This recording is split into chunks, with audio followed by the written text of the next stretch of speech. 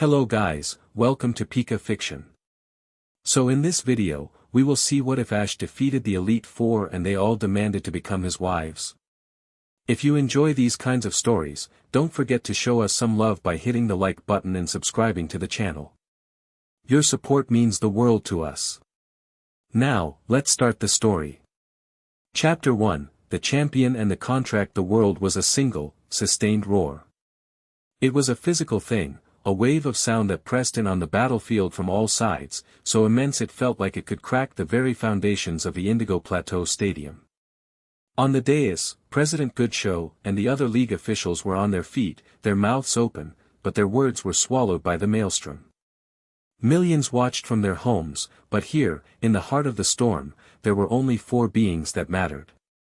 Ash Ketchum stood on his side of the cratered, scorched arena, his breath pluming in the suddenly chilled air. His jacket was torn at the shoulder, a thin line of blood traced a path down his arm from a piece of flying debris, but he didn't seem to notice. His eyes, a shade of brown so deep they were almost amber, were locked on his opponent. He was 22 years old, and the last vestiges of the boy who had left Pallet Town were gone, burned away in 1,000 battles and replaced by the quiet, unshakable calm of a master. Across from him, Lance, the champion of the Kanto and Johto regions, the undefeated Dragon Lord, stood with a posture as straight and unyielding as a spear. His crimson hair was wild, whipped by the turbulent energy still coiling in the stadium. His cape was in tatters. He was breathing heavily, his chest rising and falling in sharp, controlled movements. Between them, their last Pokémon faced each other. Pikachu was a small, defiant blot of yellow against the gray devastation of the field. He wasn't sparking, he was leaking raw power. Tiny, incandescent bolts of gold lightning skittered across his fur, not erratically, but in controlled, rhythmic pulses that matched the slow, steady beat of Ash's heart. A visible, shimmering aura of the same gold light connected them, a tether of pure energy, of absolute trust. Facing them was the stuff of legends, Dragonite. The beast was a titan, its orange scales marred with black scorch marks and deep gouges. One of its wings drooped at an unnatural angle, but its eyes, wide and intelligent, burned with ferocious loyalty. It had weathered attacks that would have felled a dozen lesser Pokémon. It had shrugged off a seismic toss from Charizard that had cracked the arena floor and endured a hydro cannon from a Greninja that had turned half the field into a boiling swamp. Now it stood its ground, a low, guttural growl rumbling in its chest, a promise of devastation. Lance's voice, amplified by the stadium speakers, cut through the din for a bare moment. You have fought with honor and strength, Ash. But this is the end of the line. Dragonite, Giga Impact. Dragonite roared, its body enveloped in a swirling vortex of violent purple and gold energy. It lowered its head like a battering ram and charged, the very air warping around it. The ground buckled under its feet. It was not just an attack, it was an extinction-level event given form and fury. It was the move that had crushed countless challengers, the final, undeniable word of a champion. Ash didn't shout a command. He didn't have to. He took a single, centering breath, and the golden aura around him flared, pouring down the tether and into the small mouse Pokémon before him. It was a silent conversation, a perfect transfer of intent. Not faster. Not stronger. Just, more. Pikachu's eyes snapped open, and they were no longer black. They were blazing pools of pure, liquid gold. He didn't brace for the impact. He didn't try to dodge. He simply vanished. One moment he was there, a defiant spark. The next, the space he occupied was empty. Lance's eyes widened. Dragonite, committed to its charge, thundered past the spot, its momentum too great to halt. Then, a flicker. High above the charging Dragonite. Pikachu was there, hanging in the air for a fraction of a second, his body no longer a solid thing but a being of pure electricity. He was a miniature sun, a living thunderbolt. Ash's arm was outstretched, not pointing, but guiding, his fingers spread wide as if holding the reins of a storm. Now. Pikachu descended. He didn't fall, he struck. Like lightning finding its ground.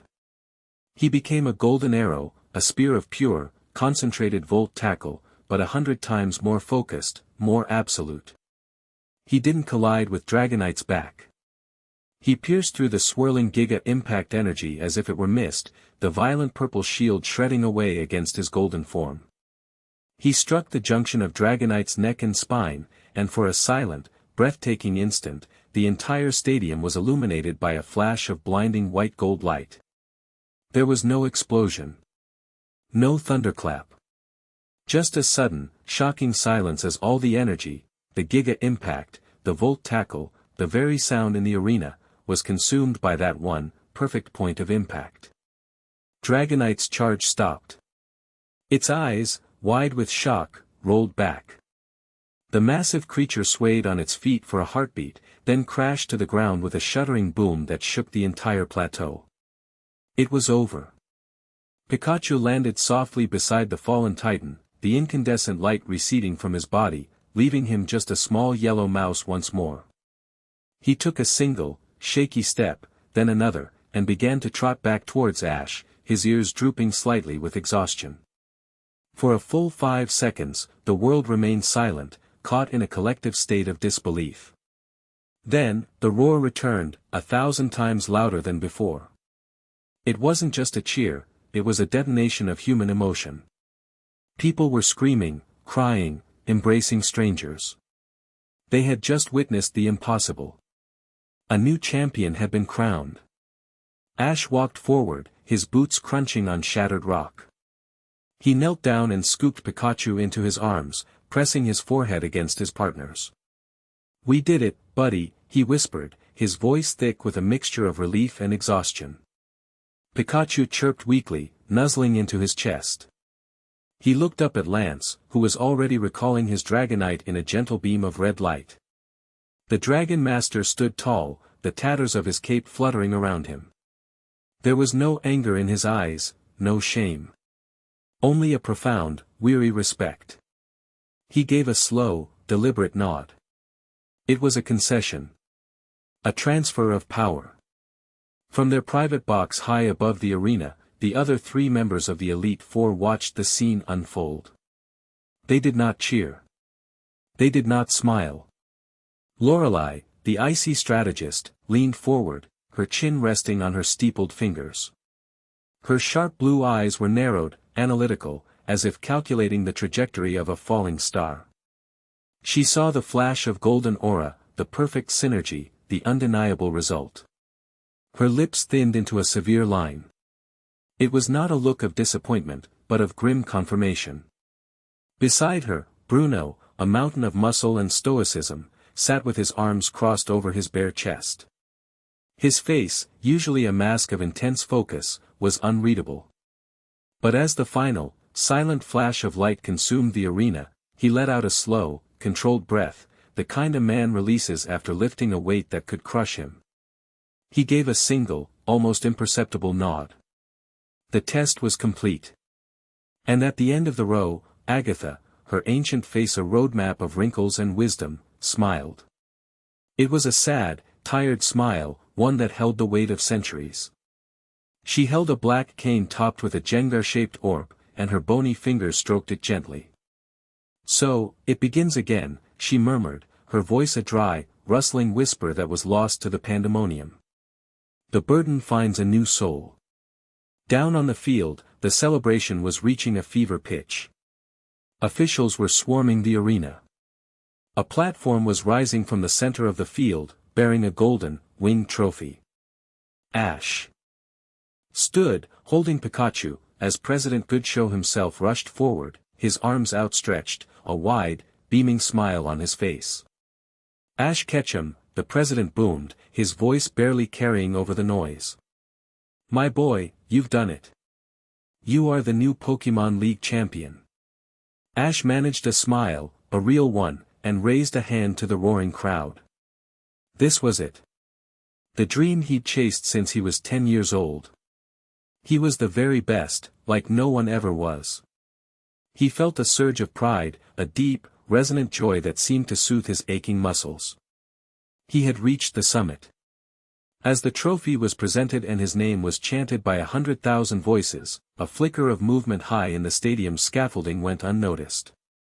It was a shimmer, a distortion in the air like heat haze. For a fraction of a second, a multifaceted lens of crystalline black material glinted in the stadium lights, scanning, recording. A stream of data, raw and complex, flowed from it, energy signatures, biometrics, aura resonance patterns. Then, with another silent flicker, it retracted, and the air was still again. The drone, utterly invisible to the naked eye, cloaked itself and ascended, vanishing into the darkening sky. Its mission was complete. The target was confirmed. The roar of the crowd was a distant hum now, a background vibration that Ash felt more than heard.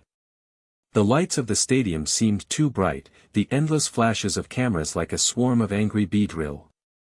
He held the champion's trophy, a heavy, ornate thing of gold and silver, but it felt disconnected from him, an object from someone else's life. His public coronation had been a blur of handshakes, beaming officials, and the deafening, ceaseless adoration of the crowd. He'd been promised a press conference, a chance to finally speak, to share this moment with all his friends and other Pokémon who were waiting for him. But as he was being guided off the main stage, a tall, severe-looking man in a dark suit intercepted him. The man's name was Marcus, a senior aide to the president, and his face was utterly devoid of the festive cheer that infected everyone else. "Mr. Ketchum," the aide said, his voice low and firm, cutting through the celebratory noise. "The president requests your presence. Immediately. This way." It wasn't a request. Ash glanced back, looking for Professor Oak, for his mother, for Misty, or Brock or any of the familiar faces he'd seen in the stands. But they were lost in the sea of people. A sense of unease, cold and sharp, cut through the warm haze of victory. "What about the press?" Ash asked, shifting Pikachu, who was now dozing comfortably in his arms. "My Pokémon, they will be tended to," Marcus replied, already turning and expecting Ash to follow. "This is a matter of league protocol. For new champions only." The phrase, "new champions only," echoed in his mind. He exchanged a look with Pikachu, whose ears twitched. His partner was tired, but not unguarded. He could feel a low thrum of alertness from him. With a resigned sigh, Ash followed the aide. They didn't head towards the bustling media rooms or the VIP lounges.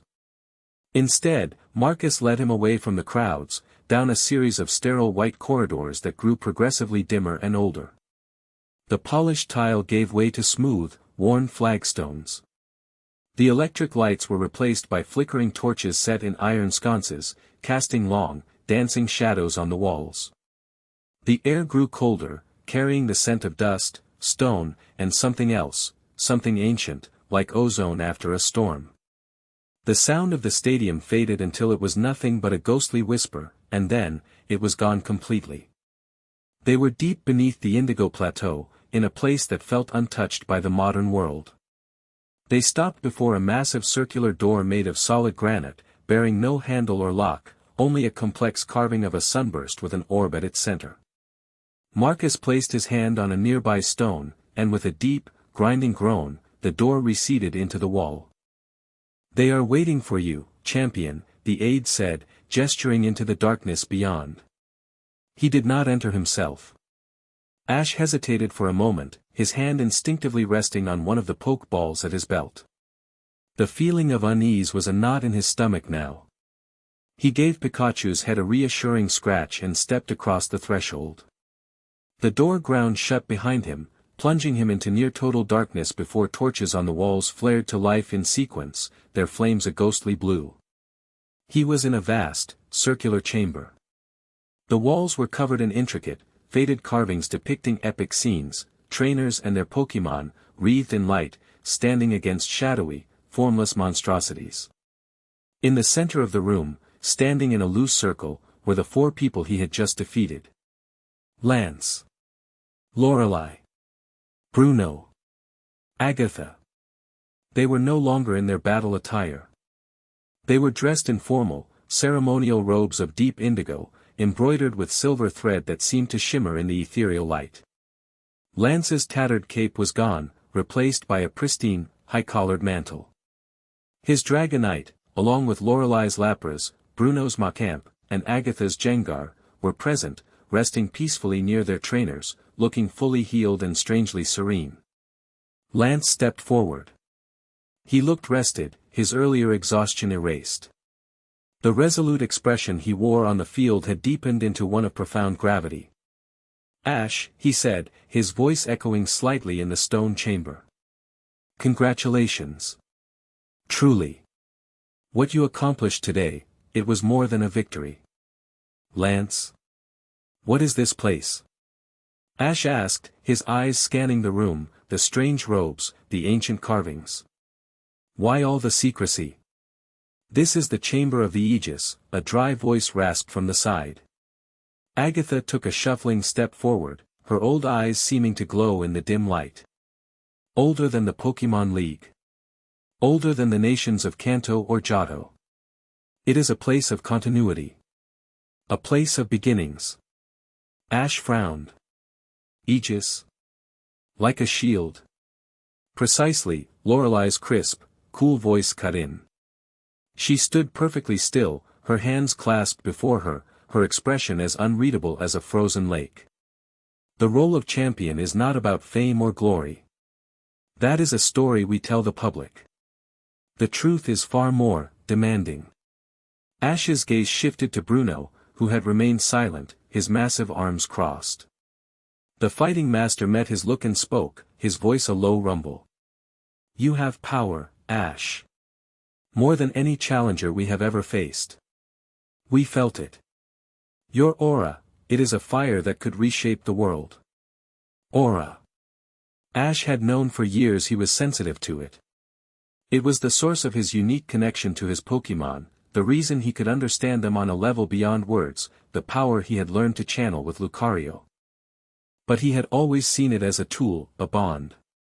He'd never thought of it as a weapon of global scale. "My aura," he said, confused. It's how I connect with my Pokémon. It's how we fight together." "It is more than that," Lance said, his tone leaving no room for argument. "The Indigo League was not created as a sporting event. It was designed as a crucible, a trial to find the one individual in each generation with the strongest, most resonant aura. The one who could pass the final test." "The test?" "Defeating us," Lance said simply.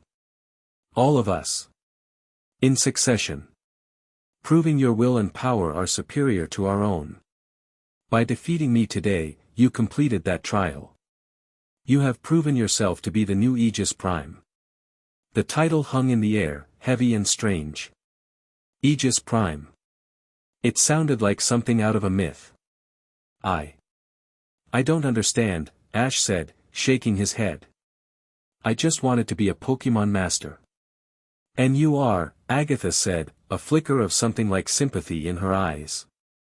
"But the mantle you have won carries a responsibility you were never told about. A sacred, binding duty." Ash waited, the knot in his stomach tightening. The atmosphere was suffocatingly solemn. This was no celebration. It was an induction. It was Lorelei who delivered the final, world-altering blow. She took a step forward, her movements precise and deliberate. Her cold, analytical gaze met his, and she stated it not as a proposition, but as an article of fact. "The Aegis is a living shield, Mr. Ketchum. A bulwark formed by the 5 strongest aura users of a generation, bound together. It protects this world from threats you cannot yet imagine. By defeating us, you have become its new keystone. And by ancient law, a law woven into the very fabric of this league and the power we wield, we are now bound to you." She paused, letting the weight of her words settle. "Our power, our lives, and our lineage are now sworn to yours. To forge the strongest possible bond, to ensure the absolute unification of our auras, tradition and magic demand a total union." Her voice was as clear and sharp as breaking ice. "We are to be your consorts, your partners in the war to come. It is our duty, and now your burden, to accept. Bruno unfolded his arms and gave a stiff, formal bow. I swear my strength to your cause. My life is yours.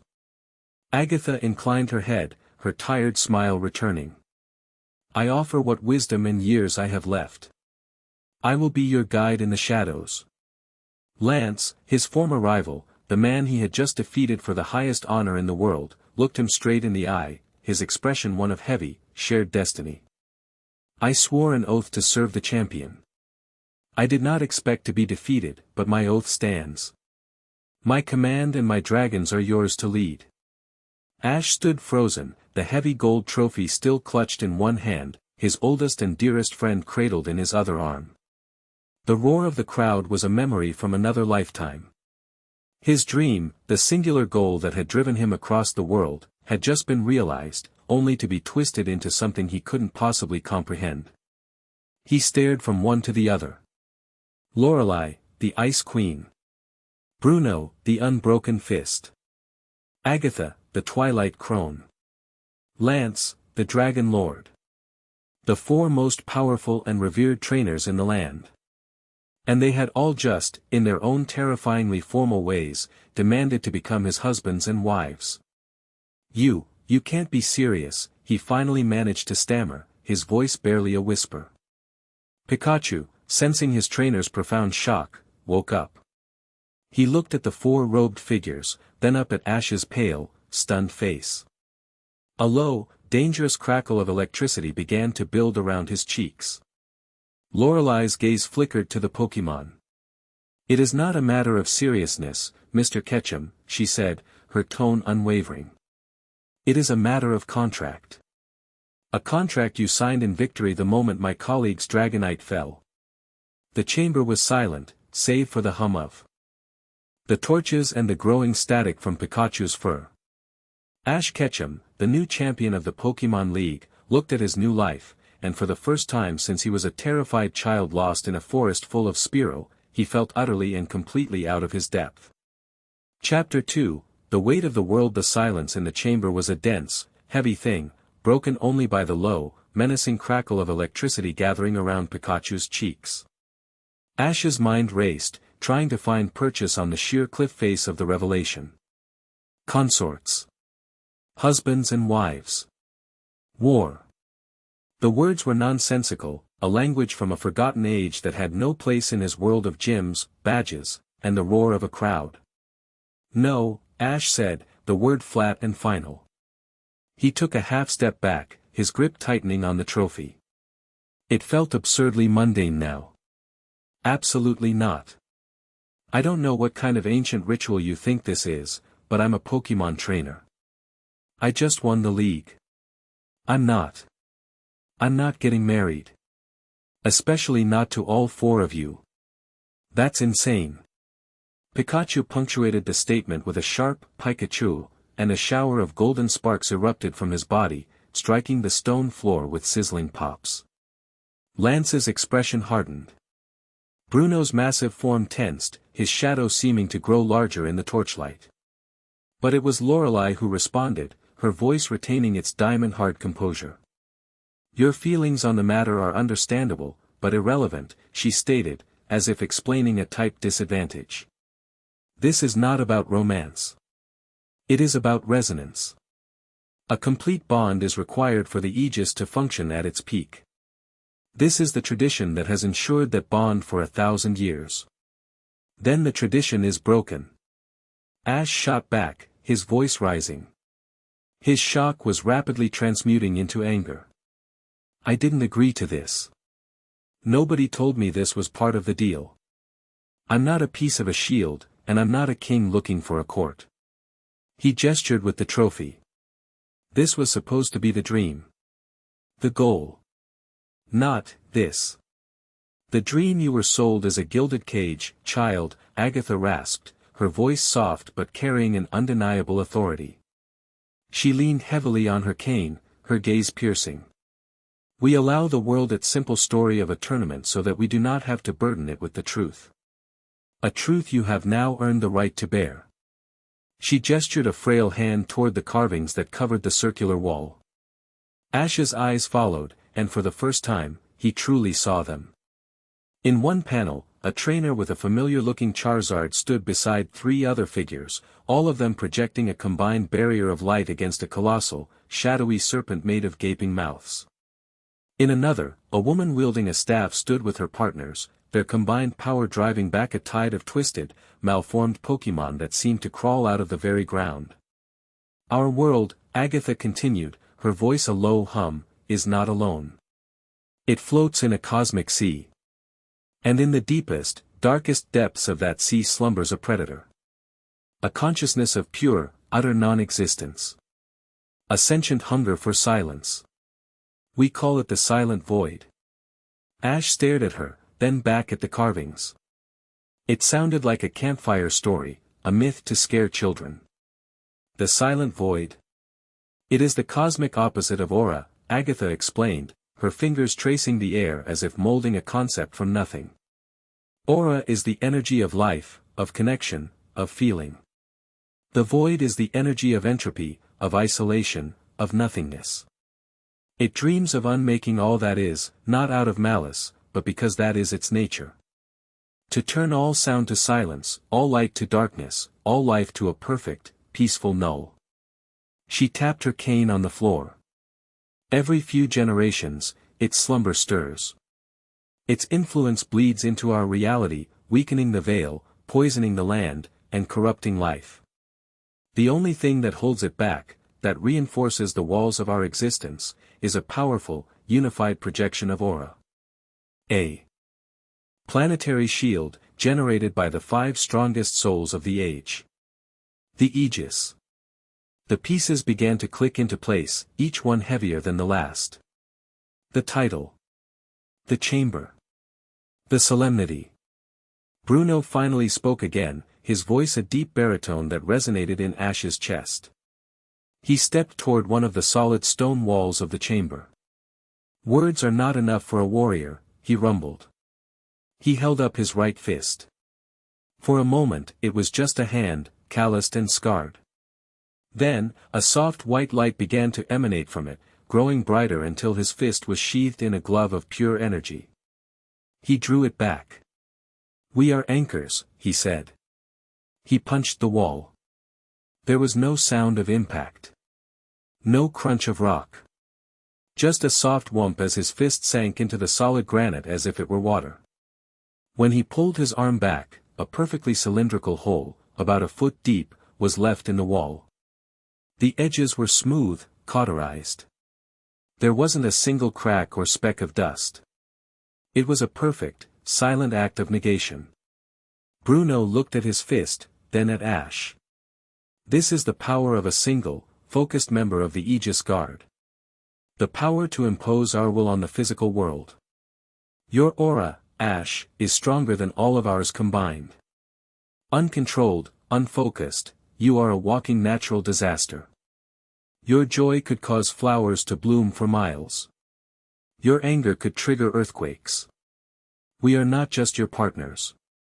We are your grounding rods. Without us, the power that makes you champion will make you a danger to everything you hold dear.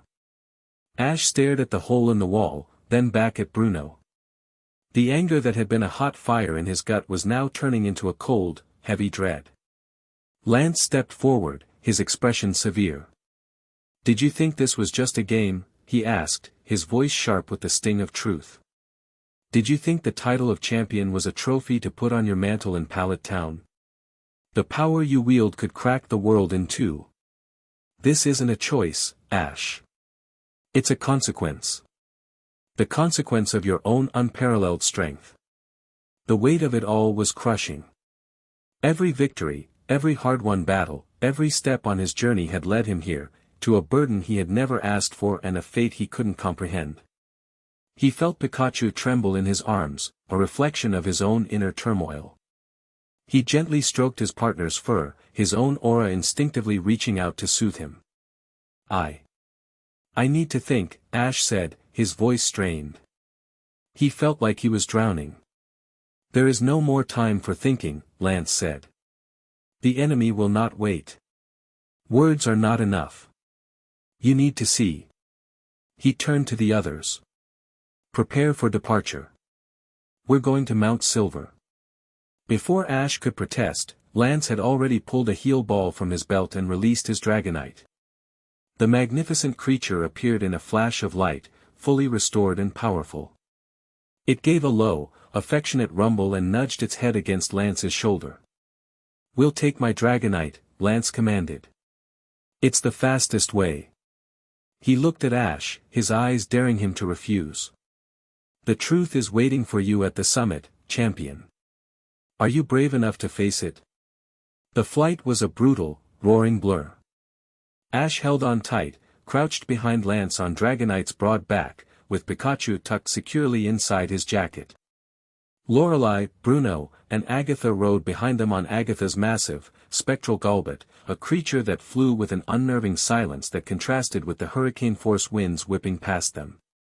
They ascended at an impossible speed, the familiar green hills of Kanto shrinking below into a dark, patchwork quilt. The air grew thin and bitingly cold. This was no leisurely flight, it was a deployment. The speed and purpose of their travel hammered home the reality of the situation more than any words had. Mount Silver was a jagged spike of black rock and white ice that clawed at the night sky. It was a place of legends, known for its savage weather and fiercely powerful wild Pokémon. As they approached, the temperature plummeted. Snow and ice clung to every surface, and the wind howled like a mournful spirit.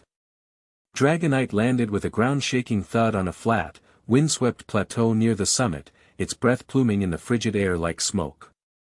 They had arrived at a place that felt like the top of the world. Before them stood the ruins of a small, ancient shrine, its stone archways half buried in snow. The carvings here were older, more weathered than the ones below the stadium. They depicted 5 figures, again and again, standing back to back against overwhelming darkness. "This shrine marks the site of the last stand, 500 years ago," Agatha said, her voice thin in the whipping wind. She pointed her cane at a central carving, a circle with a hollowed-out center. "The last Aegis Prime gave his life here to seal a major rift. His partners, they poured their own life force into the seal with him. The bond held. The world was saved." Ash stepped forward, his boots crunching in the snow. He ran a gloved hand over the cold stone, feeling the faint echo of power that still lingered there. It was a place of immense sorrow and sacrifice. It was then that he felt it. A wrongness. A creeping cold that had nothing to do with the altitude. It was a chilling emptiness that seemed to suck the very warmth from his soul. His aura flared instinctively, a golden light that pushed back against the oppressive feeling. "What is that?" he asked, his head snapping up. "It is here," Bruno said, his body dropping into a low, ready stance. Macamp materialized beside him, its 4 powerful arms raised. Lorelei's Lapras and Lance's Dragonite took defensive positions, their eyes scanning the swirling snow. A shape began to resolve itself in the blizzard, lumbering towards them. It was huge, bipedal, its silhouette achingly familiar. A Tyranitar. But as it drew closer, the wrongness intensified. Its armored hide, normally a deep teal, was a sickly, mottled gray, like decaying stone. Its movements were jerky, unnatural, a puppet pulled by unseen strings. But the worst part was its eyes.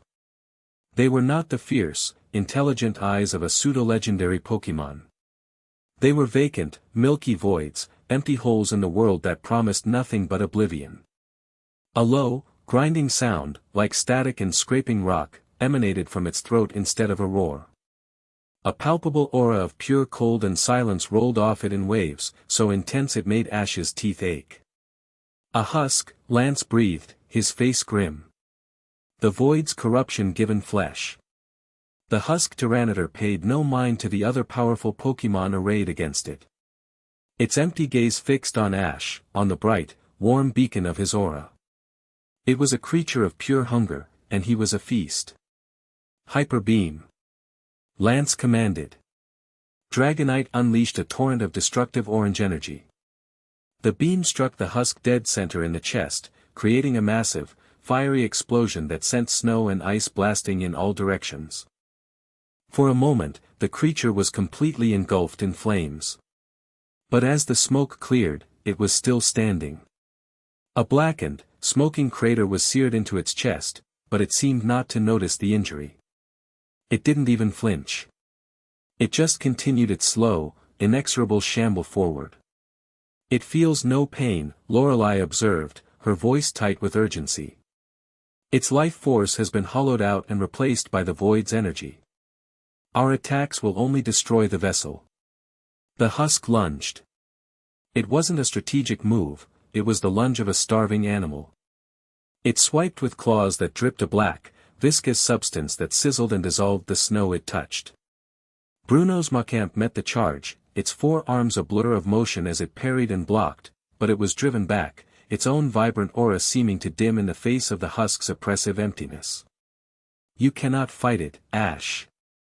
Agatha shouted over the howl of the wind and the clash of the battle. "It is a hole in the world. You cannot fill a hole by throwing rocks into it. You must do the opposite." "What do I do?" Ash yelled back, his heart pounding. Pikachu was on his shoulder now, a bristling ball of furious energy, but even he seemed hesitant, his electrical attacks flickering uncertainly in the face of such profound wrongness. "You are the Aegis Prime. A fount of life. Do not attack it. Unmake it. Overwhelm the void with aura. Give its stolen life back to the stream." Agatha's voice was a desperate command. Ash looked at the monstrous Tyranitar, at the empty thing it had become. He looked at Bruno's Macamp struggling, at Dragonite and Lapras holding it at bay but clearly being drained by its mere presence. He understood. This wasn't a battle to be won. It was a sickness to be cured. A fundamentally different kind of fight. He closed his eyes, took a deep breath of the freezing air, and reached inward. He let go of the instinct to fight, to overpower, to win. Instead, he focused on the core of his being, the warmth, the connection he felt for all his Pokémon, the memory of every friendship, every sunrise, every moment of pure, unadulterated joy. He gathered it all, not into a weapon, but into a wave. He opened his eyes, and they were glowing with a soft, golden light. "Pikachu, stay back," he said softly. He began to walk forward, toward the husk. "Ash, no!" Lance yelled. But Ash didn't stop. The husk Tyranitar, sensing the approaching feast of life energy, discarded Macamp and turned its full attention on him. It opened its maw, and from within came not a sound, but a wave of pure, soul-crushing silence that threatened to extinguish his very thoughts. Ash raised his hands. The golden light of his aura intensified, surging from him in a gentle, radiant tide. It was not an attack. It was an offering. The wave of light met the wave of silence, and for a moment, the world seemed to hold its breath. The cold, empty energy of the void clawed at him, whispering promises of peace, of an end to struggle and pain.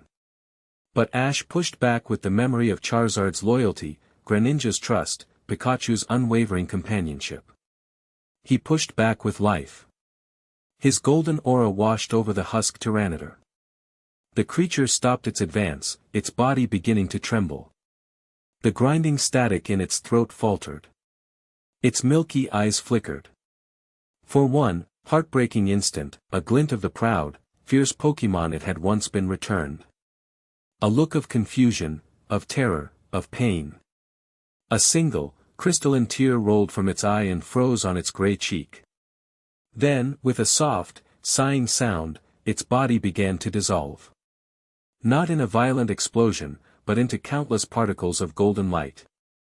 The sickly gray armor, the corrupted flesh, the cold emptiness, it all unraveled, turning to motes of life that flowed back into the air, into the mountain, into the world.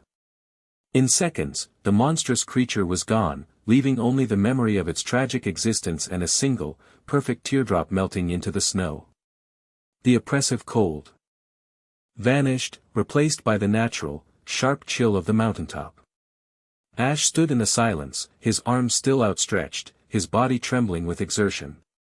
The experience had been horrifying. He hadn't just defeated an enemy, he had felt its hollowed-out soul, and he had been forced to erase it. It left him feeling drained, empty, and profoundly sad.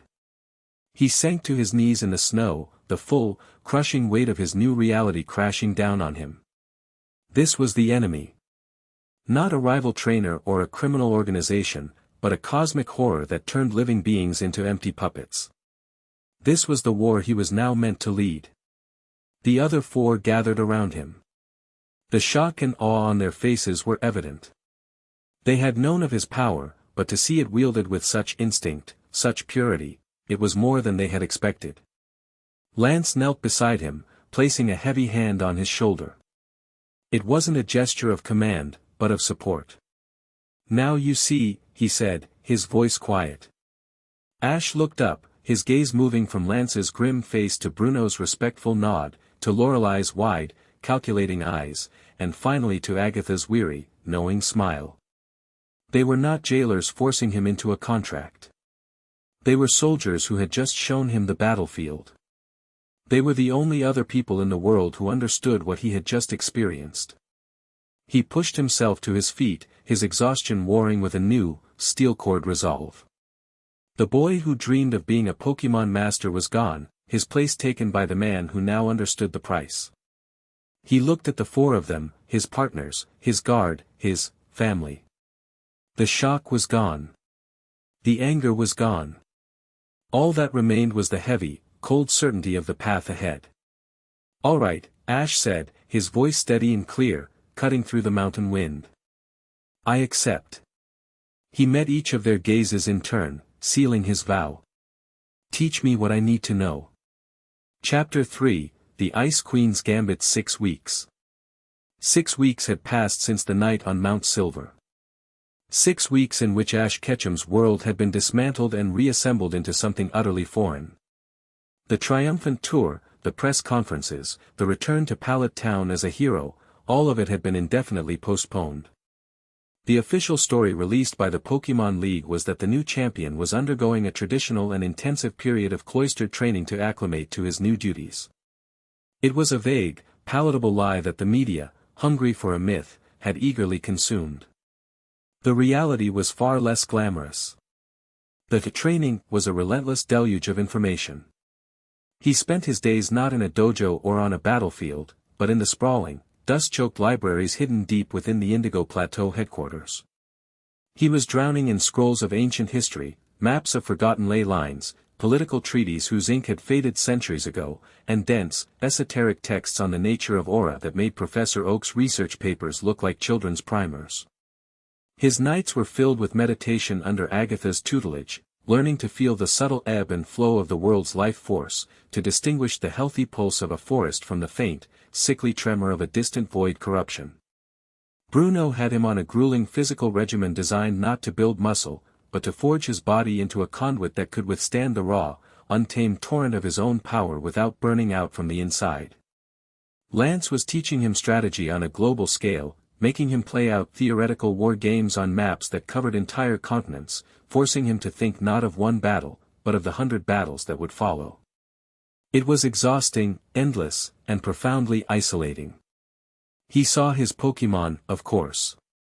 They were his one anchor to the life he'd known. Pikachu was a constant presence, a warm weight on his shoulder or a comforting buzz at his feet during the long hours of study. Charizard, Sceptile, and the others were given free rein of a vast, private reserve connected to the headquarters, and he spent what little free time he had with them, the familiar roughhousing and simple companionship a balm to his frayed nerves. But even they could feel the change in him. The weight he now carried was a tangible thing, a shadow in his eyes that hadn't been there before. Of the four, it was Lorelai who oversaw his formal education. She was, in a word, terrifyingly efficient. She approached his learning as she approached a Pokémon battle, identify the weaknesses, formulate a plan, and execute it with flawless precision. She tolerated no distraction, no complaint, no lapse in focus. The governors of the Sevii Islands are not impressed by a well-aimed thunderbolt, Ash, she said, her voice crisp in the silence of the library. They were seated at a massive oak table, a holographic map of the Kanto region shimmering between them. They are impressed by trade leverage, detailed knowledge of their shipping routes, and an intimate understanding of their political rivalries. A champion who cannot command a room with words is just a brute with powerful pets. Ash rubbed his temples, trying to force another obscure trade statistic into his overloaded brain. I get it, Lorelei. Politics. I'm trying. Trying is not a metric for success, she retorted, her sharp blue eyes fixed on him. Competence is. The world believes the champion is the strongest trainer. The truth is the champion must be the strongest leader. Your strength in battle gives you the right to sit at the table. Your intelligence and charisma are what will allow you to command it. Despite her cold, demanding nature, a strange sort of rapport had begun to form between them. It was a bond forged in late-night study sessions, fueled by endless pots of strong tea. Ash, who had always learned by doing, was frustrated by the endless theory. Lorelei, who had always lived in a world of abstract strategy, seemed equally frustrated by his struggle to grasp it. But in that shared frustration, there was a flicker of understanding. He learned to see the patterns she pointed out, the subtle levers of power hidden in plain sight. She, in turn, began to see the way he could cut through complex problems with a simple, direct question, a flash of emotional intuition that her logic could never have reached. He saw the world in people, she saw it in systems. And they were slowly, grudgingly, teaching each other to see both. One evening, as she was quizzing him on the political structure of the Orange Islands, he finally broke. Why are you like this? He asked, the question more weary than accusatory. Lorelei's perfectly sculpted eyebrow arched. Like what, precisely? So, controlled. So cold, he said, gesturing vaguely. Everything is a problem to be solved, a piece on a board. Don't you ever just, feel things? The question hung in the air. For the first time since he'd met her, a crack appeared in her icy facade. A flicker of something vulnerable passed through her eyes before she shuttered it away. She looked away from him, her gaze falling on a detailed map of Icefall Cave. When I was a child, she said, her voice suddenly quiet, stripped of its usual clipped authority, my power manifested early. I could feel the emotions of everyone around me. It was a storm.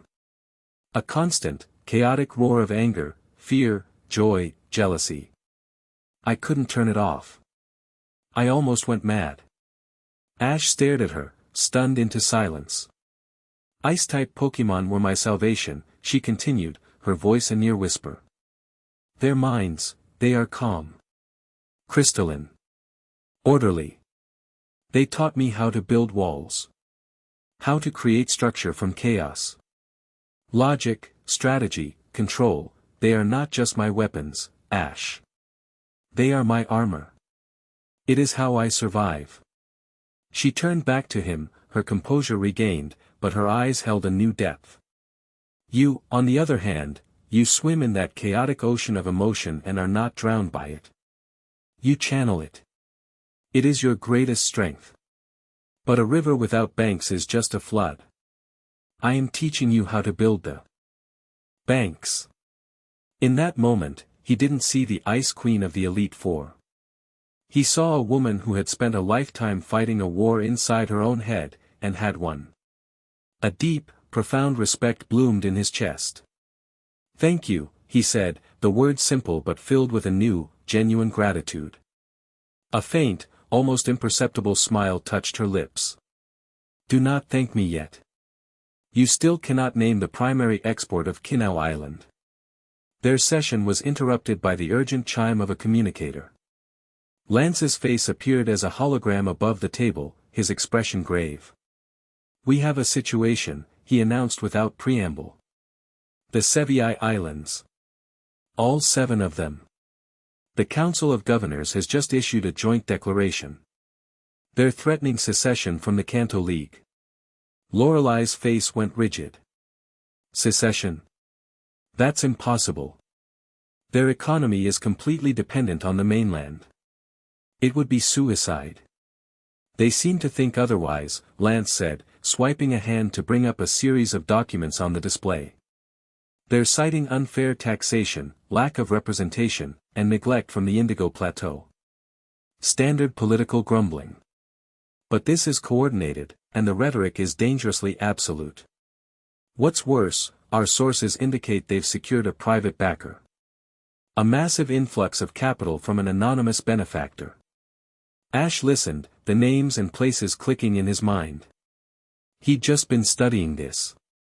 The Sevii Islands were more than just a territory, they were a strategic buffer, a vital checkpoint for trade routes connecting Kanto to the south.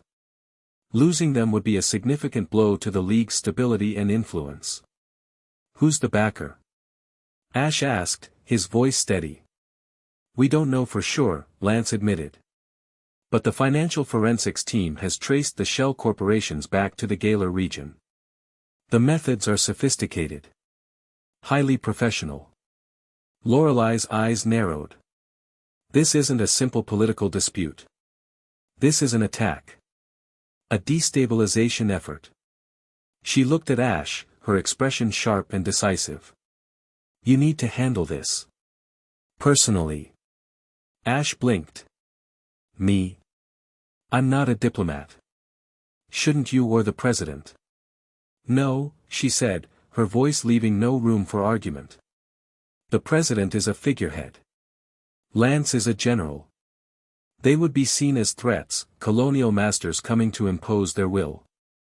You are the new champion. The hero of the people. They don't know what to make of you yet. You are an unknown quantity, and that gives you an advantage. She stood up, her demeanor shifting from tutor to field commander.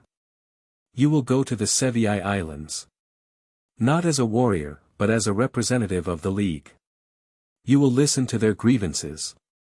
You will show them respect. And you will remind them what it means to be part of Kanto. I will accompany you as your political advisor. This is your first test as a leader, Ash. The board is set. It is time to make your move. The high-speed ferry cut through the turquoise water, leaving a wake of white foam. Ash stood on the deck, the warm, salty air a welcome change from the stale libraries of the plateau. He wore not his familiar jacket, but a simple, dark blue tunic over black trousers, a neutral, official-looking attire Lorelai had insisted upon. Pikachu sat on the railing beside him, his nose twitching as he took in the sense of the sea. Nervous? Lorelai asked, coming to stand beside him. She was dressed in a sharp, elegant pantsuit, her hair tied back in a severe bun. She looked every bit the powerful diplomat. A little, Ash admitted, watching as the silhouette of one island grew on the horizon. I'm better at battling than talking. Sometimes they are the same thing, she replied, her gaze fixed on the approaching island. You observe your opponent, you find their weakness, and you exploit it. The difference is that in this arena, the goal is not to defeat them, but to make them believe they have won. Their arrival on one island was met with a chillingly polite reception. Governor Koichi, a stern man with a weathered face and suspicious eyes, greeted them at the docks. There was no fanfare, no crowd of well-wishers. Just a handful of stern-faced aides who escorted them to the governor's hall. The atmosphere was thick with tension. The meeting involved the governors of the first 3 islands. They sat across a long, polished table from Ash and Lorelai, their arms crossed, their faces grim masks of defiance.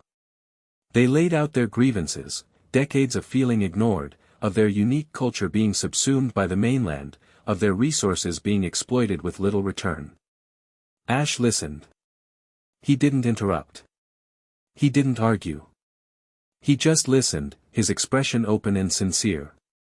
He felt the roiling mix of emotions in the room, pride, resentment, fear, and a desperate desire to be heard. He could see Lorelai from the corner of his eye, her posture perfect, her face a mask of calm neutrality, but he could feel the low thrum of her mind at work, analyzing every word, every gesture.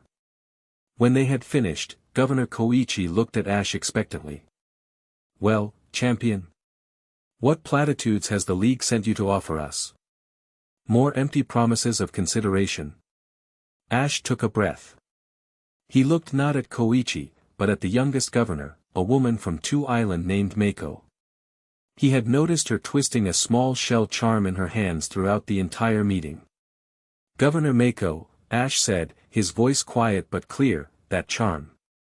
It's made from a sunken shell, isn't it? You can only find them on the beaches of 2 Island after a spring tide. Mako stopped fidgeting, her eyes widening in surprise. Yes, it is. My grandmother gave it to me. My friend Misty had one just like it, Ash said with a small, genuine smile. She was a gym leader from the mainland, from Cerulean City. But she always said the heart of water Pokemon was strongest here, in the islands. She learned more about her Starmie from a single old fisherman on 3 Island than from any book in her gym. He then turned to another governor, a gruff, bearded man from 3 Island. And governor, you spoke of neglect. But I remember hearing stories about Lance and the Pokemon G-Men breaking up a massive biker gang that was terrorizing your island years ago. He didn't do it because he was ordered to. He did it because a child sent him a letter. Because 3 Island is part of his home, and he protects his home. He went on, not with political arguments, but with stories. With connections. He spoke of the unique berries that only grew on the islands, of the specific migration patterns of the native Pokemon, of the shared history that bound them together. He wasn't reciting facts he'd memorized. He was weaving a tapestry, reminding them that they weren't a distant territory, they were a vital, unique part of a larger family. He was using his greatest strength, his ability to connect. He could feel the atmosphere in the room shifting. The hard lines of their faces began to soften. The resentment was being replaced by a reluctant flicker of pride, of shared identity. Lorelei watched, her expression unreadable, but inside, her strategic mind was alight with admiration. He wasn't following any script. He was improvising, using pure emotional intelligence as a political tool. He wasn't just countering their arguments, he was making them irrelevant. He was changing the entire nature of the conversation. She had intended to feed him strategies, to guide him like a pawn. But he wasn't a pawn. He was the king, making his own moves. It was then that she made her move. Governors, she said, her voice cutting through the now quiet room. Champion Ketchum speaks of our shared heart. I will speak of our shared wallet. She placed a datapad on the table and with a flick of her wrist, a series of complex financial charts and shipping manifests filled the air between them. Your anonymous benefactor, she said, her tone laced with ice. A Galar-based corporation called Macro Development. They have promised you infrastructure, independence, wealth. Here is what they have not told you. Her finger traced a line on a chart. They plan to turn Kindle Road into a massive, open-pit mine for fire stones, destroying the habitat of your native Ponyta and Moltres' nesting ground. They intend to dredge the waterways around the southern islands for pearls, which will irrevocably damage the marine ecosystem that is the foundation of your entire fishing industry. And this new, independent trade pact they offered you? It contains clauses that give them exclusive control over all your exports for the next 50 years. They are not liberating you. They are buying you. The governors stared at the data, their faces turning pale. The promises that had seemed so bright and hopeful were revealed to be the bars of a cage. But how could you know this? Governor Koichi stammered. Their contracts were airtight. Their contracts were designed to be read by desperate men, Lorelei replied coolly. Not by me. The truth was, she had spent the entire ferry ride, and the sleepless night before, hacking their benefactor. It was illegal, unethical, and utterly brilliant. She had sliced through layers of corporate firewalls and legal obfuscation with the precision of a surgeon, laying their entire plan bare. It was a staggering feat of cyber warfare, performed in secret. In that moment, Ash felt a surge of fierce pride for her. She was a warrior, just as much as Lance or Bruno. Her battlefield was information, and she was undefeated. Their united front had shattered the secession movement. The governors, humbled and furious at being manipulated, swore their loyalty back to the Kanto League, this time with a new, genuine respect for its champion. The immediate crisis was averted. That evening, Ash and Lorelei stood on a secluded beach on the far side of the island. The sun was setting, painting the sky in hues of orange and purple. The day's tension had finally bled away, leaving a comfortable quiet between them. "You were incredible today," Ash said, looking at her. "How you just took their entire plan apart." "It was a simple matter of identifying the enemy's core weakness," she said, though her usual clinical tone was softened by the twilight. "Greed is predictable." She paused, then looked at him. "You were the one who was truly impressive. I gave you facts and strategies. You gave them a reason to want to belong. I had not accounted for that in my calculations. I told you, I'm not good at the politics stuff," he said with a shrug. "No," she corrected him, a real, unforced smile gracing her lips. It transformed her face, melting away the icy mask and revealing the woman beneath. "You are a natural. You simply lead with your heart, not your head. I have always seen that as a weakness. A vulnerability to be exploited." She took a step closer, her gaze holding his. "I have always believed that emotion is chaos. A storm to be controlled. But watching you today, you do not control it. You are the eye of the storm. A point of calm that gives it purpose, that directs its power." She reached out, her cool fingers gently touching his cheek. It was a startlingly intimate gesture. "Perhaps I have been building walls when I should have been learning how to command the tide." Ash's heart beat a little faster. He saw the respect in her eyes, the dawning understanding. He saw the woman who had hidden her own tumultuous inner world behind a fortress of ice, and he felt an overwhelming urge to show her that she didn't have to. Their bond, forged in the dry pages of books and the heat of political battle, was deepening into something else entirely. Something real. Before he could respond, a glint of light from the cliffs overlooking the beach caught his eye. It was a flash of metal, quickly hidden. His battle-honed instincts screamed. "Get down," he yelled, shoving Lorelei behind him as he dropped into a crouch. Pikachu leaped from his shoulder, his cheeks already sparking. A sleek, black-clad figure rappelled down the cliff face with silent, inhuman speed. The figure wore a full-face helmet of black glass and was armed with a strange-looking rifle. A second and third figure appeared behind the first. They moved with the chilling efficiency of special forces. "Purifiers," Lorelei breathed from behind him, her voice tight with alarm. "The Gaylor Corporation's private army." "Stay behind me," Ash commanded, his brief moment of peace shattered and replaced with cold, sharp focus. One of the purifiers raised their rifle. It didn't fire a bullet. It fired a beam of sickly green light. Ash instinctively threw up a hand, his aura flaring to create a protective barrier. The beam struck the golden shield and fizzled, but the impact sent a jarring, dissonant shock through him. It was a feeling of disconnection, as if someone had tried to sever the bond between his mind and his power. Their weapons are designed to disrupt aura. Lorelei confirmed, her strategic mind instantly analyzing the threat. They can't break through your shield directly, but repeated hits will destabilize your connection. The purifiers didn't hesitate. They advanced, firing in a coordinated rhythm, their beams hammering against Ash's shimmering golden shield. Each impact was a jolt, a wave of nausea. He gritted his teeth, pouring more energy into the barrier, but he could feel it weakening, flickering at the edges.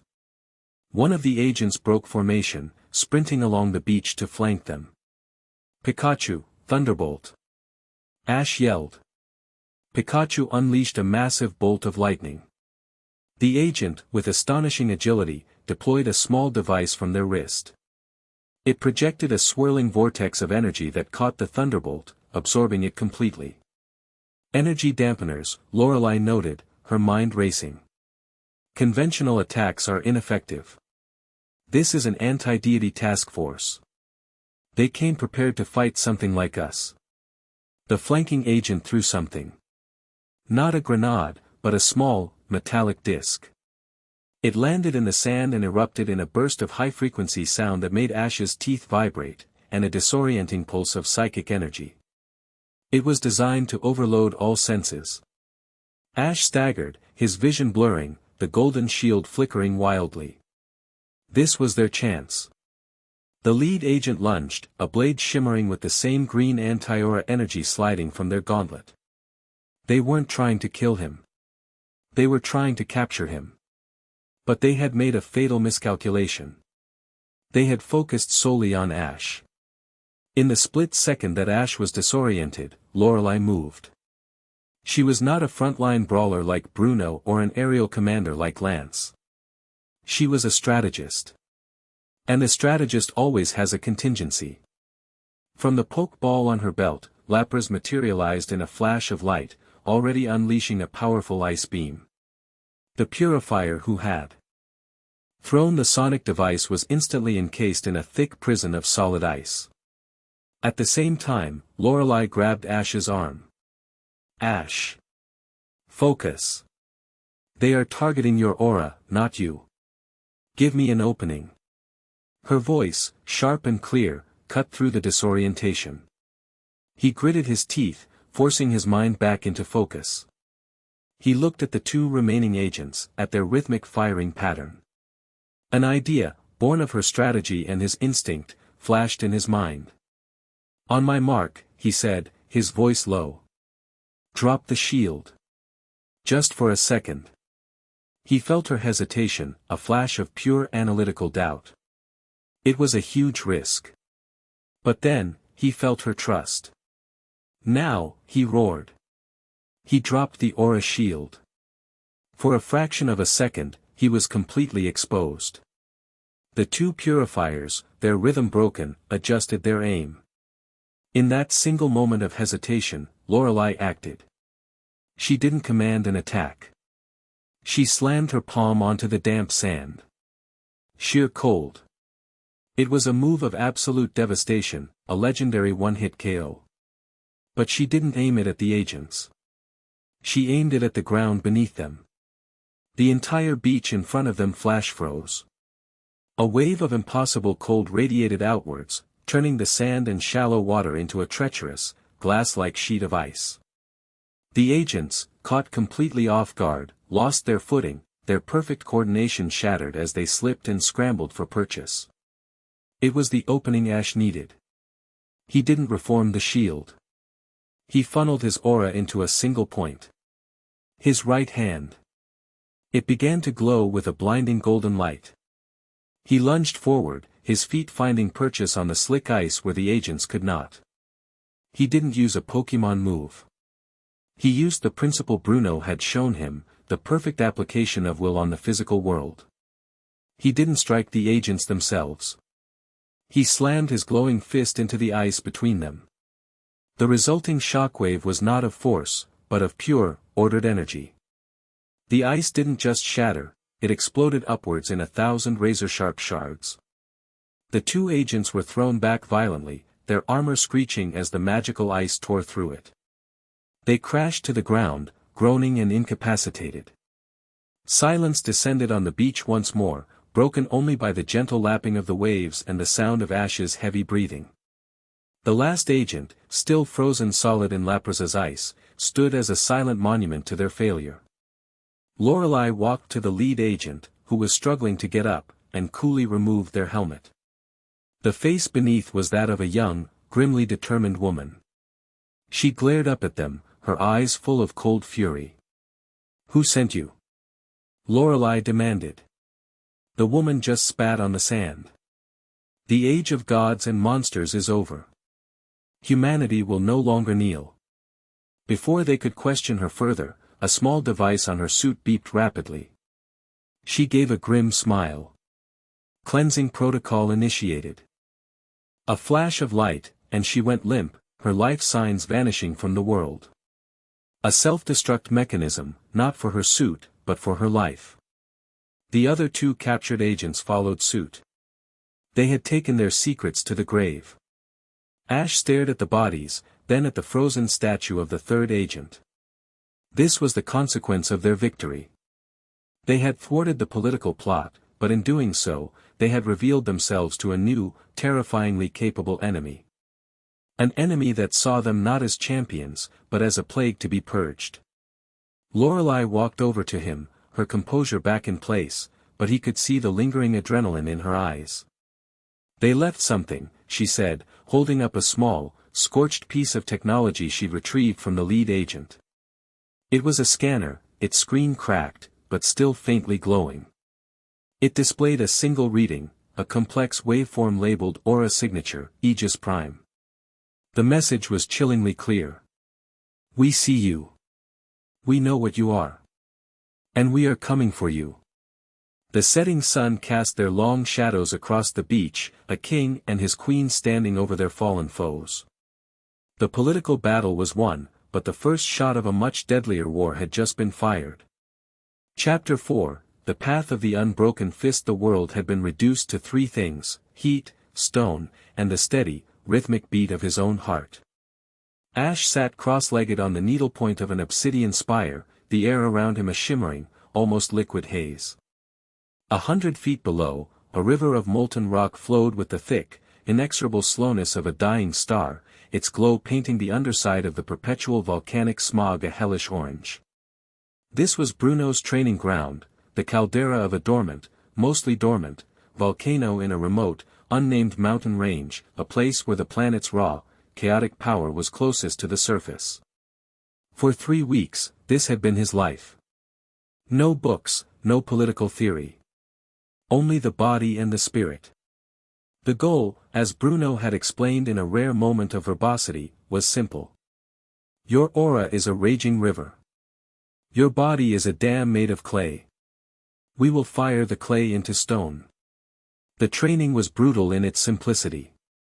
Hours of meditation in the crushing heat, learning to feel his aura not as an external projection, but as a current flowing through his own veins. He had to learn to command it internally, to strengthen every muscle, every bone, every sinew to withstand its passage without being consumed by it. After meditation came the physical trials. He would run for miles along jagged, treacherous ridges where a single misstep meant a lethal fall. He would spar. Not with Pokemon, but with Bruno. Those sessions were the most humbling. Bruno moved with the deceptive grace of a landslide. He was a mountain given sentient form, and his every motion was a lesson in brutal efficiency. Ash, even channeling his aura to heighten his speed and strength, was hopelessly outmatched. Again, Bruno grunted, effortlessly sidestepping a blazing, aura-infused kick from Ash and tapping him precisely on the back of the knee, causing his leg to buckle. Ash crashed to the ground, a mat of volcanic sand that did little to cushion the impact. Ash pushed himself up, spitting out a mouthful of black grit. His body ached in ways he didn't know were possible. "I don't get it," he panted, frustration gnawing at him. "I'm faster. I'm hitting harder. But I can't touch you." Bruno stood with his arms crossed, a living statue of perfected muscle. "You fight like a storm. All wind and fury. A storm has no center. It blows itself out." He uncrossed his arms and dropped into a low, impossibly solid stance. A mountain does not move. It endures. It waits. When it strikes, with a rock slide or an eruption, it is with the weight of its entire being. All its energy, focused on a single point. You are still throwing handfuls of gravel. He beckoned with one finger. Again. This was how they communicated. Not with lectures, but with action and consequence. Ash learned to root his stance not by being told, but by being swept off his feet a dozen times. He learned to control his breathing not from a mantra, but from the burning need for air in his lungs as he sparred with a man who seemed to need none. A deep, unspoken respect grew between them, born from shared sweat and the silent language of combat. Ash respected Bruno's absolute mastery. Bruno, in turn, respected Ash's unbreakable will, his refusal to stay down no matter how many times he was knocked over. During a break, as Ash gulped down water from a canteen, Bruno stared out over the caldera. Lorelei forges the mind. Agatha tends the spirit. Lance commands the field, he rumbled, his gaze distant. But it is all meaningless if the body fails. The vessel must be strong enough to contain the light. Otherwise, the power will shatter it from within. He looked at Ash, his dark eyes intense. That is what happened to the last one who faced the void alone. The words hung in the hot air, a stark reminder of the stakes. This wasn't just training. This was survival. Their session was cut short by a sound that didn't belong in the desolate landscape. A deep, percussive boom echoed from the crater rim, followed by the clatter of a major rockslide. It wasn't a natural tremor. It felt deliberate. Bruno was instantly alert, his body a coiled spring. "Stay here," he commanded, and began to move toward the rim with a speed that belied his size. Ash, naturally, ignored him. He grabbed the pack containing his poke balls and followed, Pikachu leaping to his shoulder, cheeks already sparking. They crested the rim and looked down the outer slope. The source of the disturbance was immediately clear. A colossal Tyranitar was smashing its way through a rock formation, not with any discernible purpose, but with a kind of destructive glee. Its movements were wild, powerful, and utterly without discipline.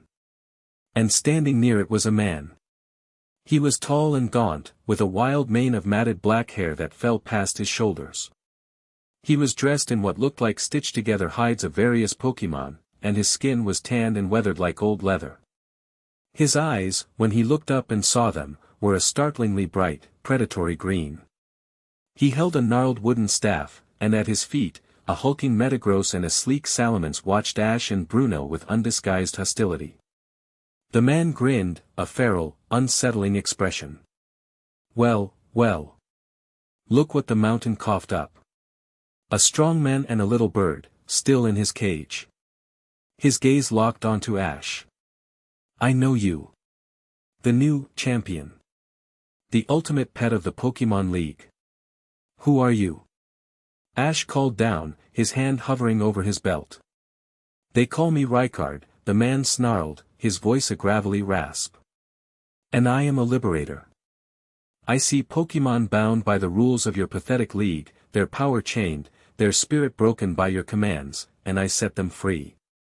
He gestured with his staff at the Tyranitar, which let out another furious roar. "I show them what real power is. The power of the wild. Of chaos. Of freedom." Bruno stepped forward, his shadow falling over Ash. "You are a poacher and a fool. You do not free them. You turn them into monsters." Rykard laughed, a harsh, grating sound. "Says the one who teaches his Pokémon to fight in neat little rows. I challenge your champion. Not for his title. I spit on his title. I challenge him to prove which way is stronger. Your pathetic, ordered discipline, or my glorious, untamed freedom. I will break your cage and show your Pokémon what true power tastes like." This was an ideological assault. Rykard wasn't just a rival, he was the antithesis of everything Ash and the League stood for. He was a vision of what power without connection, without harmony, could become. "I accept," Ash said, his voice cold and steady. He stepped past Bruno, his eyes locking with Rykard's. This was a battle he had to fight. He chose his partner with instinct. The one who understood the dance between discipline and fury better than any other. "Infernape, I choose you." The fire ape appeared in a flash, a lithe, powerful form of red and white. The crown of flames on its head erupted with a fierce roar, instantly matching the hostile energy pouring off Rykard's team. "A fire that thinks it's been tamed," Rykard sneered. "Salamence, show it the sky's true rage." The battle was immediate and brutal. The volcanic slope was their arena. Rykard didn't bother with strategy, he commanded an onslaught. Salamence shot into the air, unleashing a torrent of dragon pulses that blasted craters into the mountainside. Infernape, using the agility honed by his training with Ash, was a blur of motion, dodging and weaving through the barrage, the ground exploding where he had been a split second before. "Nowhere to run, little monkey. Use outrage." Rykard roared. Salamance's eyes glowed a furious red, and it dove, wreathed in a destructive draconic aura. It became a berserker, a living missile of pure, uncontrolled power, smashing through rock outcroppings and leaving a trench in its wake as it charged at Infernape. "Hold your ground, Infernape," Ash said, his voice calm amidst the chaos. He wasn't shouting. He and Infernape were connected, a silent current of understanding flowing between them. He could feel the dragon's wild, chaotic energy. It was powerful, but it was blind. Ash closed his eyes for a second, feeling the rhythm of the attack. It was like Bruno's lesson. A storm has no center. He had to be the mountain. Now, he breathed. As the rampaging Salamence closed in, Infernape didn't meet the charge head-on. He dropped low, planting his hands on the ground, and used Flare Blitz. But it wasn't a charge. He spun, turning himself into a low-to-the-ground cyclone of fire, and let the Salamence thunder past him. Then, using the discipline Bruno had drilled into him, Infernape pushed off, a focused, precise burst of power. He wasn't just a storm of fire, he was a master martial artist. He moved through Salamance's wild, chaotic wake, his movements economical and sharp. Ash's aura flared, a golden sheen visible around him. He wasn't just commanding, he was anticipating, feeling the out-of-control dragon's next move before it happened, guiding Infernape through the openings in its wild assault. Infernape closed the distance in a heartbeat and struck. Not with a wild haymaker, but with a perfectly executed close combat, a rapid-fire series of precise, devastating strikes to Salamance's joints and underbelly. The final blow, an aura-infused Mach Punch, struck the dragon squarely in the jaw. The wild red glow in Salamance's eyes vanished. It stumbled, its outrage broken, and crashed to the slope, groaning but conscious. Rykard stared, his feral grin gone, replaced by disbelief. How? No beast can stand against a dragon's full fury. It wasn't a beast, Ash stated, his voice carrying in the sudden quiet. It was a partner. And that's a strength you'll never understand. Before Rykard could respond, his Tyranitar charged, its movements like a clumsy earthquake. Bruno's Macamp moved to intercept, but Ash held up a hand. No. This is my fight. He didn't recall Infernape. He simply looked at him. Together. Infernape nodded, his fiery crown burning brighter. This wasn't about discipline versus chaos anymore. It was about showing this man what true harmony was. Tyranitar unleashed a stone edge, massive pillars of sharpened rock erupting from the ground. But Ash and Infernape moved as one. Infernape leaped from pillar to pillar, using the attack against his opponent, closing the distance with impossible speed and grace. The final confrontation was a sight to behold. Tyranitar, the avatar of raw, destructive power, swiped with claws that could shatter diamond. But Infernape, empowered by Ash's calm, focused aura, moved like flowing water around a boulder. He parried, he dodged, and in a final, breathtaking move, he vaulted onto the Tyranitar's back, his hand glowing with focused energy. It wasn't a killing blow. It was a perfectly controlled focus punch, delivered to the same nerve cluster at the base of the neck that Pikachu had struck on Lance's Dragonite. The giant Pokémon froze, its eyes wide, and then its legs buckled, and it collapsed in a heap, its rampage over. Rykard was speechless. His philosophy had been dismantled before his eyes. His raw, chaotic power had been elegantly and efficiently defeated by a harmony he couldn't comprehend. With a snarled curse, he recalled his fallen Pokémon. He gave Ash one last look, a mixture of fury, confusion, and a new, grudging sliver of respect. Then, without another word, he turned and vanished into the rocky crags, a ghost returning to the wilderness. Silence returned to the mountain. Infernape landed softly beside Ash, his fiery crown dimming slightly. Ash placed a hand on his partner's shoulder. "You were amazing." A heavy hand landed on Ash's other shoulder. He turned to see Bruno standing there. For the first time, the stoic fighting master was smiling. It was a small, tight smile, but it was genuine, and it held more praise than 1,000 words of commendation. "Your will is strong," Bruno said, his voice a low rumble of approval. "But your heart is stronger. You did not just defeat him. You showed him the weakness in his path. That is the core of our power." The bond between them, forged in the volcano's heat, had been tempered into steel. It was not a bond of words or emotion, but of shared strength and the deep, abiding respect of one warrior for another. Their moment of peace was short-lived. A panicked, static-laced voice crackled to life from a communicator on Bruno's belt. It was a Pokémon ranger stationed in the forests at the mountain's base. "Static, to any League personnel, crackle, requesting immediate assistance. Sector Gamma, 7, the life force, it's just, gone. The forest is dying." Ash and Bruno exchanged a look. The battle was over, but the war was never far away. They arrived to a scene of profound wrongness. A section of the lush forest at the foot of the volcano looked like a black and white photograph in a world of color. The trees were gaunt, skeletal things, their leaves withered and gray. The vibrant green grass was the color of ash. There was no birdsong, no rustle of life in the undergrowth. Only a deep, unnatural silence. In the center of this spreading circle of decay was a massive Snorlax. Or what used to be a Snorlax. It was a husk. Its fur was a sickly, pale color, and its great belly, instead of rising and falling with the deep sleep of a living creature, was unnervingly still. It wasn't just sleeping, it was a black hole of vitality. Ash could feel it with his aura, a passive, silent drain, pulling the life energy from the very soil, from a ley line that ran deep beneath the forest floor. It was a cancer on the world. "This one is different from the Tyranitar," Bruno observed, his face a grim mask. "It is not aggressive. It is a siphon. If we leave it, this entire forest will be a dead zone by morning." "We can't just attack it," Ash said, the memory of the husk on Mount Silver still fresh and raw. "We have to sever its connection to the void."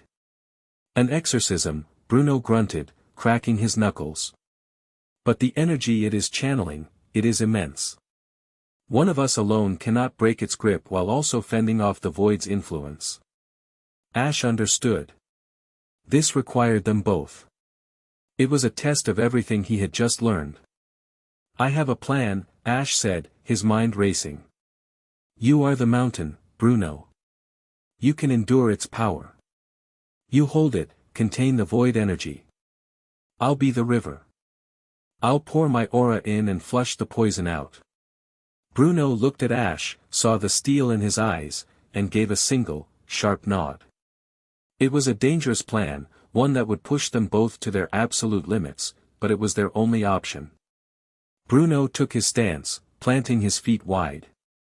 "Macamp," he bellowed. His Pokémon appeared, mirroring his master's pose. Bruno and Macamp began to glow with a powerful, steady white aura. They were preparing to anchor themselves against the storm. Ash took a deep breath and called on a different kind of strength. "Pikachu, I need you. Watch my back." His partner leaped to a nearby rock, a small, golden guardian. Bruno and Macamp moved in. They didn't strike the husk Snorlax. They placed their hands, all 6 of them, on its massive form. The moment they made contact, a wave of black, chilling energy erupted from the husk, a silent scream of pure nothingness. Bruno grunted, his muscles straining, the veins in his neck standing out. The white light of his aura intensified, forming a visible dome around the Snorlax, a prison of pure will. He was wrestling with the void itself, a physical battle against an intangible force. "Now, Ash," he roared, his voice strained. Ash ran forward, vaulting onto the Snorlax's still chest. He knelt, placing his palms flat against the creature's hide.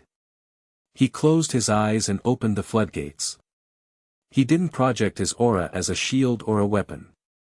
He poured it, raw and unfiltered, into the husk. It was like diving into an Arctic ocean. The cold was absolute, a soul-deep chill that whispered of oblivion, of the sweet, empty peace of non-existence. It tried to latch onto him, to drain him, to fill him with the same beautiful, terrible emptiness.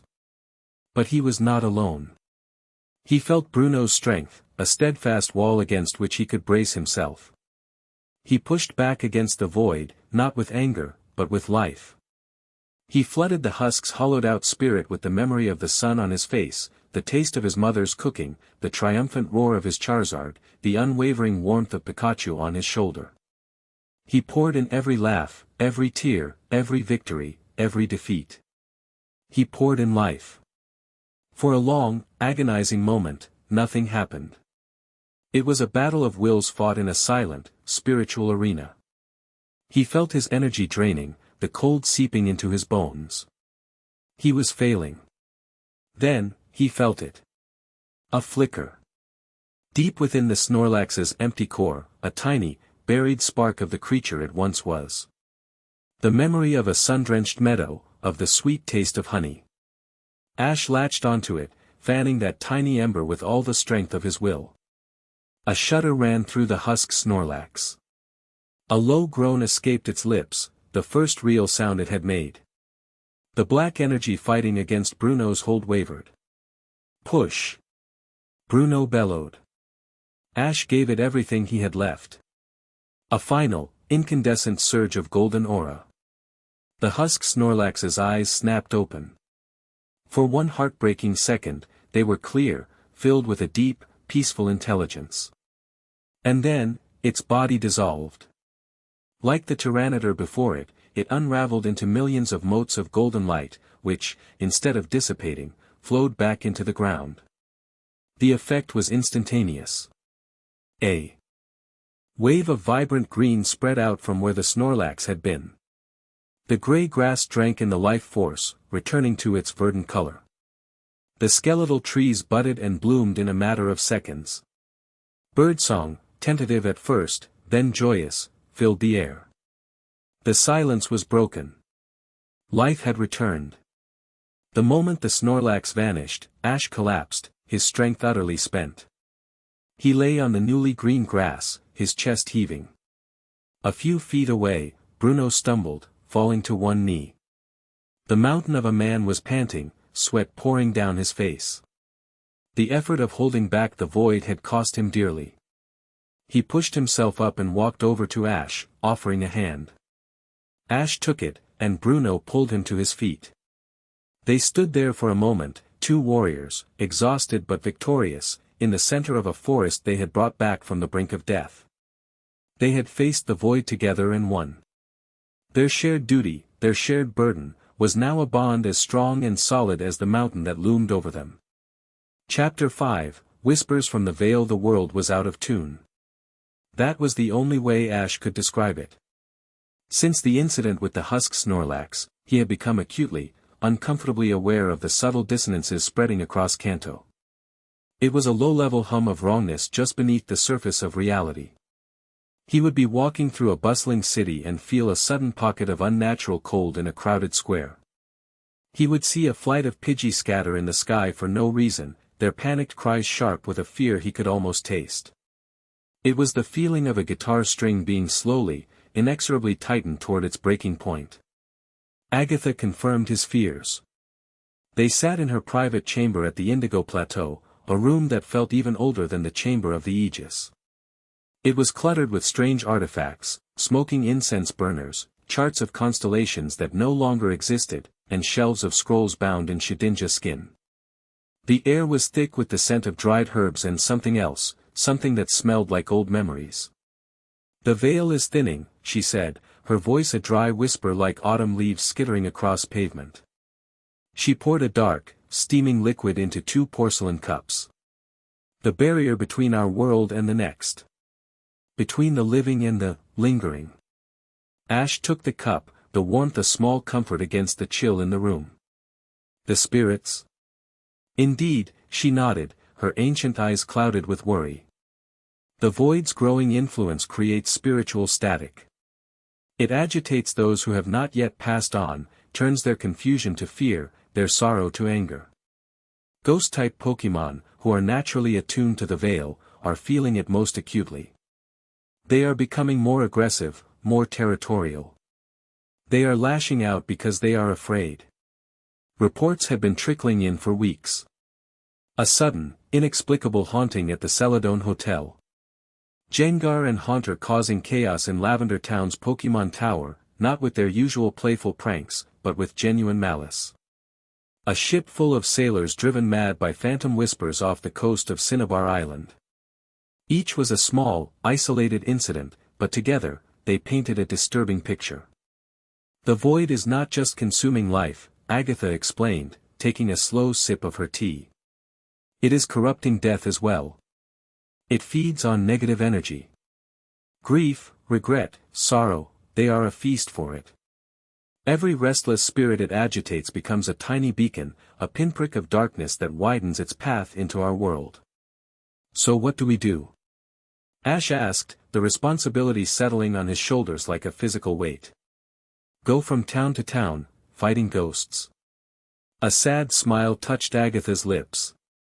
That would be like trying to empty the ocean with a teacup. We cannot fight the symptoms. We must treat the disease. We must reinforce the veil at its most vulnerable point. She looked at him, her gaze deep and serious. There is a place, older than Lavender Town, older than any city in Kanto. A place where the first people of this land laid their dead to rest. It is a place where the veil is naturally thin, a doorway between worlds. The void is using it as a beachhead. We must go there and perform a ritual of sealing. We must calm the spirits and strengthen the walls. The journey took them to a forgotten corner of the region, a dense, fog-shrouded swamp nestled in the shadow of the rock tunnel. There was no path. Agatha, with surprising spryness for her age, led him through the gnarled, moss-covered trees and murky water, her Gengar floating silently ahead of them, its wide, red eyes cutting through the gloom. The air grew heavy, pregnant with a sorrow so thick it felt like Ash was wading through it. The silence here was different from the emptiness of the void. It was a silence full of unheard voices, of stories left untold. He could feel them, the lingering presences in the fog. Countless souls, tethered to this place by loss and time. They are not evil, Agatha said softly, as if sensing his apprehension. They are just, lost. They have forgotten the way to the other side. The void's whispers are the only voice they hear, and it is a voice of despair. They arrived at the heart of the swamp. It was a clearing dominated by a single, colossal weeping willow, its branches so long and heavy they brushed the stagnant water below. Dozens of small, moss-covered burial mounds were arranged in a circle around it. This was the place. The air was electric with spiritual energy, a chaotic storm of grief, confusion, and fear. The ritual requires us to act as an anchor, Agatha explained, planting the base of her cane firmly in the soft earth. We must open ourselves to the spirits, listen to their sorrow, and guide them toward the light. We cannot fight them. We cannot command them. We must persuade them. Ash nodded, understanding. This was not a battle of power, but of empathy. As Agatha began to chant in a low, ancient language, the fog began to coalesce. Shapes formed in the mist, vaguely human figures shimmering at the edge of his vision. Whispers slithered through the air, not in his ears, but directly in his mind. Left me, so cold, it wasn't my time, why? The voices were a chorus of unending grief. But then, they turned on him. The amorphous shapes began to take on familiar forms, dredged from the depths of his own memory. He saw a Butterfree, its wings tattered, its eyes full of accusation. It was his Butterfree, the first Pokemon he had ever released, and the spirit whispered, "You left me. You promised we'd be together forever. He saw a Charmander, shivering on a rock in the rain, its tail flame sputtering. "You almost let me die," it whispered, its voice the voice of Damien, its cruel former trainer, but its eyes were Ash's own, full of shame. The visions came faster, more cutting. He saw Primeape, whom he had left to train and never returned for. He saw Pidgeot, soaring away with the promise he would come back, a promise he had broken for years. He saw his friends, Misty, Brock, May, Dawn, their faces fading as he walked away, a new journey always calling him, always leaving them behind. Each memory was a knife, twisting in the guilt he carried deep within him. You abandon everyone who loves you. You are a careless master. You are not a hero. You are a failure. The sorrow was overwhelming, a tidal wave of his own regret amplified by the grief of 1,000 lost souls. The cold of the void began to creep in at the edges, feeding on his despair. It felt so easy to just let go. To sink into the sorrow, to accept the judgment. Ash. Agatha's voice cut through the maelstrom, a lifeline in the storm. He looked over and saw that she too was surrounded by spirits, by the ghosts of her own long life. He saw the faces of old friends, of beloved Pokémon that had long since passed into memory. But she was not drowning. Tears streamed down her ancient face, but she was not broken. Her expression was one of profound, painful acceptance. "Do not fight them, child," she said, her voice trembling but firm. "Do not deny them their pain, or your own. Honor it. Accept it. That is the only way to free them. And yourself." Her words struck him like a thunderbolt. He had been fighting his own guilt, pushing it down, trying to justify his actions. But she was right. He couldn't erase the past. All he could do was accept it. He took a deep, shuddering breath and looked at the ghost of his Butterfree. "I'm sorry," he whispered, his voice thick with unshed tears. "I miss you. But you had to find your own life. Your own love. Letting you go was the hardest thing I'd ever done, but I did it because I loved you." He looked at the vision of Pidgeot. "I'm sorry I didn't come back sooner. I got lost on my journey. But I never, ever forgot you. I hope you're happy. I hope you're leading your flock." He faced each ghost, each failure, each regret. He didn't make excuses. He didn't fight. He opened his heart and spoke the truth. He acknowledged their pain, and his own. He let the sorrow wash over him, and through him. And as he did, he began to project his aura, not as a shield, but as a warm, gentle wave of pure empathy. It was an apology. A confession. A lullaby. The aggressive whispers softened. The accusatory stares of the spirits began to fade, replaced by a glimmer of understanding, of peace. The ghost of Butterfree gave a soft chitter and dissolved into a shower of gentle, golden light. One by one, the spirits of his past found their release. He then turned his attention to the other souls, the ancient ones tethered to this place. He couldn't know their stories, but he could feel their pain. He projected his aura outwards, a silent offering of comfort, a beacon of warmth in their cold, lonely darkness. He didn't offer them answers. He just offered them a presence, a shoulder to weep on, a quiet understanding that they were not alone. Agatha watched, her own ritual forgotten, tears flowing freely down her cheeks. She had guided countless souls, but she had never seen anything like this. He was not just performing a ritual. He was bearing his own soul, using his own pain as a bridge to heal others. He was a true spiritual empath, a natural-born shepherd of souls. As the last of the angry spirits calmed, their forms becoming indistinct peaceful lights, Agatha shared a part of herself. "I have lived a very long time, Ash," she said, her voice soft and trembling. "I have seen friends, family, my most cherished Pokémon, all turn to dust and memory. I have outlived them all. My greatest fear is not the void. It is, fading. Becoming just another whisper in a place like this. Being forgotten. Ash looked at the old woman, at the deep, ancient loneliness in her eyes.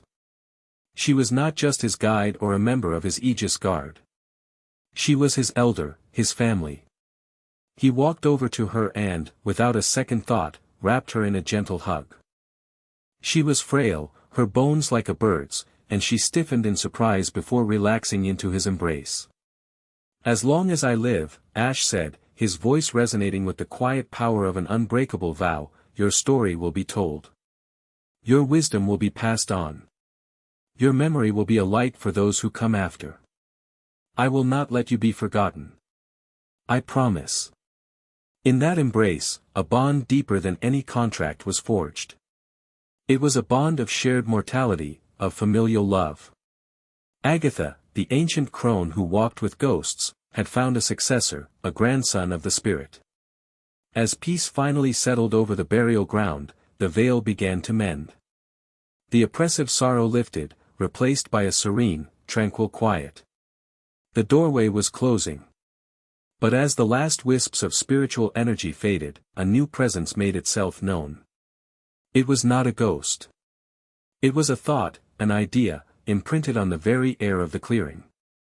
It was a voice that was not a voice, cool, calm, and devastatingly reasonable. So much pain. So much struggle. All this endless, pointless suffering. Ash and Agatha both froze, recognizing the insidious touch of the true enemy. You work so hard to mend what is broken. To comfort the dying. But why? Life is a wound.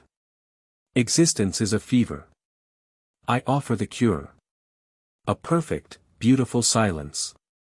An end to all pain. A form began to coalesce in the air before them, not a ghost, but a psychic projection, a shimmering image of a man. He wore simple, gray robes. His face was serene, almost beatific, with eyes that held a deep, ancient sadness. It was the same figure Lance had seen in the projection over Saffron City. Silas, the Null Herald. "Let go," the projection whispered, its sorrowful eyes fixed on Ash. "Your power only prolongs the agony of a world that is begging to die. You, who feels the pain of others so keenly, surely you must see the mercy in my purpose. All this pain can end. Join me. Help me bring peace to the cosmos." The psychic presence was overwhelming, a siren song of nihilistic logic. It wasn't an attack. It was an invitation, a temptation whispered to the part of Ash that had just been immersed in a sea of grief. It offered an end to the struggle, an end to the responsibility, an end to the pain of a world he was now sworn to protect. The projection of Silas held out a hand. "Join me in the beautiful silence." Ash stared at the offered hand, at the promise of peace in the man's sorrowful eyes. For a terrifying split second, it seemed like the most reasonable offer in the world. Then, he felt the frail hand of Agatha gripping his arm, grounding him. He looked at her, at the fierce, protective fire that had returned to her ancient eyes. He thought of Bruno's steadfast strength, Lorelei's brilliant mind, Lance's noble courage. He thought of Pikachu, of all his Pokémon, of the vibrant, chaotic, painful, beautiful tapestry of life he fought for. He turned back to the projection of Silas, his own eyes clear and hard as diamonds. He didn't need to shout. His voice was quiet, but it was filled with an unshakable conviction that was more powerful than any roar. "There is no beauty in silence," Ash said. "There's only absence. Life isn't a wound, Silas. The scars are just proof that it's worth fighting for." The projection of Silas held his gaze for a long moment, and for the first time, a flicker of something other than sorrow appeared in his eyes. It looked almost like disappointment. "A pity," the voice whispered, and the image dissolved, leaving only the scent of ozone and the deep, tranquil silence of a graveyard at peace. The first direct contact was over. An invitation had been offered and refused. The ideological battle lines had been drawn. As Ash helped Agatha walk out of the now peaceful swamp, he knew that the next time he faced the Null Herald, it would not be with words. Chapter 6, the dragon's wrath. The sky over Saffron City tore open without a sound. One moment it was a peaceful, late afternoon sky, painted with the soft pastels of approaching dusk. The next, a jagged, ink-black rift split the heavens from horizon to horizon. It wasn't a storm cloud, it was a wound in the fabric of reality, a glimpse into the starless, silent void beyond. From this tier, they descended. They came not with the roar of jets or the fury of a storm, but in an unnatural, chilling silence. A fleet of husks. Pidgeot with vacant, milky eyes and feathers the color of ash. Alakazam whose bodies drifted with an unnerving lack of substance, their psychic spoons bent and corrupted. Golem that tumbled from the sky like gray, lifeless meteors, crashing into rooftops with sickening, silent impacts. It was a tide of wrongness, an army of the hollowed, and at its vanguard were the three figures that drained the color from the world. Articuno. Zapdos. Moltres. The legendary birds were twisted mockeries of their former glory. Articuno's elegant blue plumage was a brittle, dirty ice gray, and the air around it didn't just chill, it extinguished heat, leaving a trail of absolute zero in its wake. Zapdos's brilliant yellow feathers were a dull, sickly ochre, and it moved not with the crackle of a thunderstorm, but with the silent, draining hum of a power grid failing. Moltres, the titan of flame, was the most horrific of all. Its body was a mass of black, char-like rock, and from its wings trailed not fire, but plumes of thick, black smoke that seemed to devour the light. They were no longer avatars of their elements. They were avatars of entropy. Panic erupted on the streets below. The silent invasion was, in many ways, more terrifying than a loud one. Cars swerved and crashed. People screamed, a sound that seemed shockingly loud in the face of the invaders' silence, as they ran for cover, their faces masks of pure terror. The target of the assault was immediately, horrifyingly clear. The entire swarm was converging on a single point, the gleaming, 50-story spire of Sylph Company headquarters. Inside the Indigo Plateau's central command chamber, the world had gone mad. Alarms blared, technicians shouted, and a dozen holographic screens showed the unfolding chaos in Saffron City. Lance stood at the center of it all, a pillar of calm fury in the swirling storm of panic. He wore his full battle regalia, his crimson cape a defiant slash of color against the grim readouts. "Get me a citywide evacuation order, now," he commanded, his voice a baritone roar that cut through the noise. "All gym leaders, mobilize your defenses. I want every available ranger and officer Jenny creating a perimeter. Civilians are the first priority." "We can't get through," a technician yelled back, his face pale. "All communications in and out of Saffron are being jammed by a massive psychic dead zone." "It's the Alakazam husks," Lorelei said, her voice tight. She stood beside him, her eyes scanning a dozen streams of data at once. "They've formed a network, blanketing the city in a field of psychic static. They're isolating the battlefield.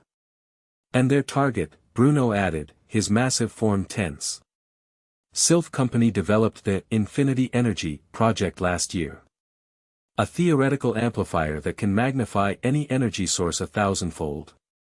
It was deemed too unstable and decommissioned. The implication was staggering."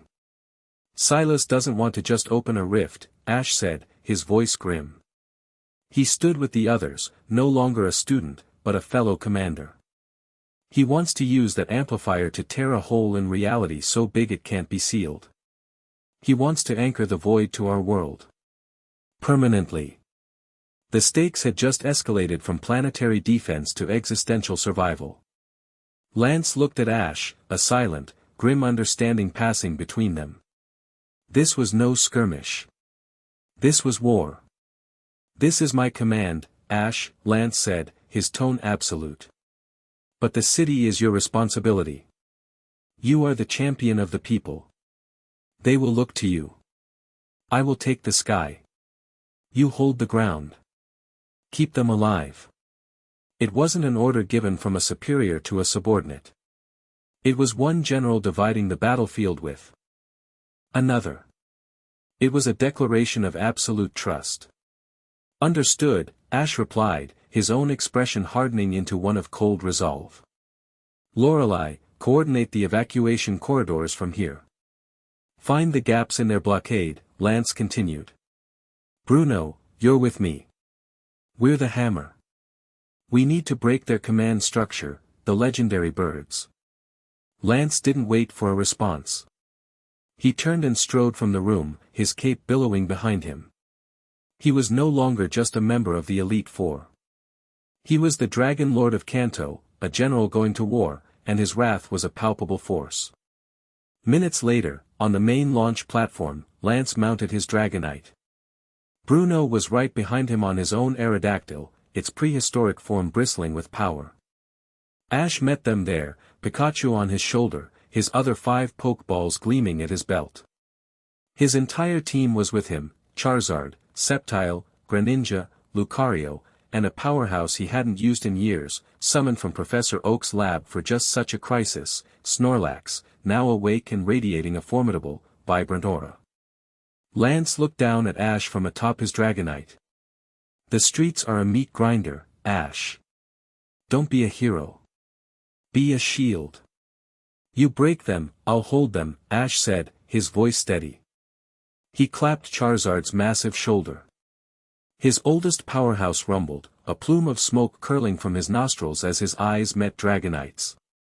It was a silent promise between a king and a prince. With a powerful thrust of its wings, Dragonite launched into the sky, a golden arrow aimed at the heart of the storm. Bruno's Aerodactyl screeched and followed. Ash turned to his own team. Let's go to work. The scene in Saffron City was chaos incarnate.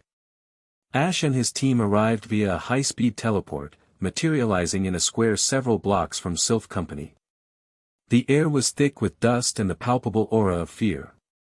People were trapped, pinned down by the silent, relentless advance of the husks. Lucario, you're with me. Find the trapped civilians. Ash commanded. Lucario, his own aura blazing to life, nodded, his senses spreading out to feel the minds of the frightened people hiding in the buildings. Sceptile, Greninja, you're on crowd control. Take the rooftops. Keep them off the streets, create a path. The 2 speedsters vanished in a blur of green and blue, becoming ghosts that struck from the shadows, their leaf blades and water shurikens not aimed to destroy, but to disable, to herd the husks away from the main thoroughfares. Snorlax. You're the wall. Ash pointed down the main street leading to Silph Company, block this road. Nothing gets past you. The giant Pokémon lumbered into the middle of the intersection and sat down, a living, breathing mountain. He slammed his fists on the ground, and a protective barrier shimmered to life around him, a defiant stand against the approaching tide. Charizard. You're my eyes in the sky. Keep them off Snorlax's back. With a deafening roar, Charizard rocketed into the air, a beacon of defiant fire against the encroaching darkness. Pikachu, Ash said, looking at his oldest friend. You and me. We're going to the front. While Ash organized the defense on the ground, a battle of gods was taking place in the skies above.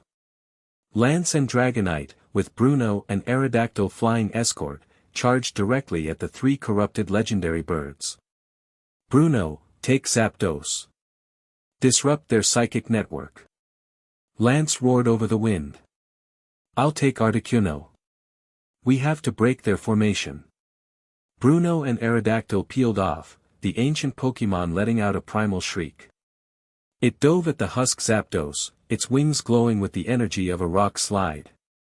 The husk Zapdos turned its vacant gaze on them, unleashing a silent, black bolt of energy that wasn't lightning, but pure absorption. It struck the Aerodactyl, which shuddered, its own energy visibly dimming. This was a battle of attrition, and the husks had the advantage.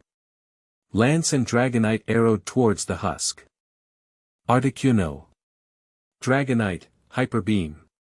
A massive blast of orange energy shot across the sky. The husk Articuno met it with a beam of its own, a stream of absolute cold that did not freeze, but erased. The two beams collided, not in a fiery explosion, but in a violent, unstable vortex of energy that sent shockwaves rippling through the sky. Lance gritted his teeth. The power was immense. It was like fighting a hole in the universe. He was the Dragon Lord, the master of the most powerful class of Pokémon, yet this felt like punching water. But Lance did not yield. He was a force of nature in his own right. He and Dragonite were a symphony of violence, their bond forged in 1,000 victories. They dove and weaved, their attacks a constant, hammering barrage against the unfeeling, unyielding legendary. Down on the streets, Ash was a whirlwind. He moved with a speed and clarity that bordered on precognitive. Lucario would call out a location, family of 3, trapped in the bakery on the corner. And Ash would be there. He slid into the bakery, the air thick with the smell of burnt bread and fear. A mother and her 2 children were huddled behind the counter, a pair of Husk Machoke closing in, their movements jerky and unnatural. Pikachu, Thunderbolt. A brilliant arc of golden lightning leaped from Ash's shoulder. It wasn't a wild blast. It was a precise, controlled chain of energy that struck both Machoke, causing them to seize up and collapse, their connection to the void momentarily severed. Go. Now. West. Sceptile is clearing a path. Ash yelled, not even looking at the family as he turned to face a new threat crashing through the window. He didn't need to see their gratitude. He just needed them to be safe. He became the heart of the city's defense. His charisma, his sheer, undeniable presence on the front lines, was a beacon of hope. People saw the champion, not hiding in a bunker, but fighting on their streets, for their lives, and it gave them courage. They began to help each other, to follow the paths his Pokémon were creating, turning a panicked route into an organized, fighting retreat. But the tide of husks was endless. For every one they took down, 2 more seemed to crawl from the alleyways. They were being pushed back, block by block, toward the Silph Company tower. Snorlax's barrier was cracking under the assault of a dozen Husk Golem. Charizard was locked in a desperate dogfight with a swarm of spectral Pidgeot. High above, Lance was in trouble. He had managed to force the Husk Articuno back, but the Husk Moltres had intervened. Now he was fighting 2 of them. The combination of absolute cold and light-devouring smoke was overwhelming. Dragonite's scales were laced with frost that wouldn't melt, and its movements were becoming sluggish. A blast of black smoke caught its wing, and the great dragon cried out, not in pain, but in exhaustion, its energy being siphoned away. Lance! Bruno yelled, seeing his comrade falter. He had successfully driven the Husk Zapdos away from the main formation, but it had cost him. His Aerodactyl was flagging, its own energy dangerously low. The Husks were winning. Their strategy was simple and brutal, they didn't need to win every fight. They just needed to outlast them. Ash felt it. Through his connection to the city, to the people, he felt the hope begin to waver. He felt Lance's struggle high above. The shield was about to break. He was standing in the shadow of the Silph Company building, the final line of defense. A massive horde of husks was gathering for the final push. He looked up at the sky, at Lance being overwhelmed, at the city he was sworn to protect about to fall. The lessons of his 6 weeks of training coalesced into a single moment of absolute clarity. Lorelei had taught him to see the whole board. Bruno had taught him that the body must contain the power. Agatha had taught him that empathy was a weapon. And Lance had taught him that a leader must be willing to sacrifice. He made a choice. Pikachu, get back, he said, his voice dangerously quiet. He knelt and placed a hand on the pavement. He closed his eyes, and for the first time, he let go of the reins. He opened his mind, his soul, his very being to the city.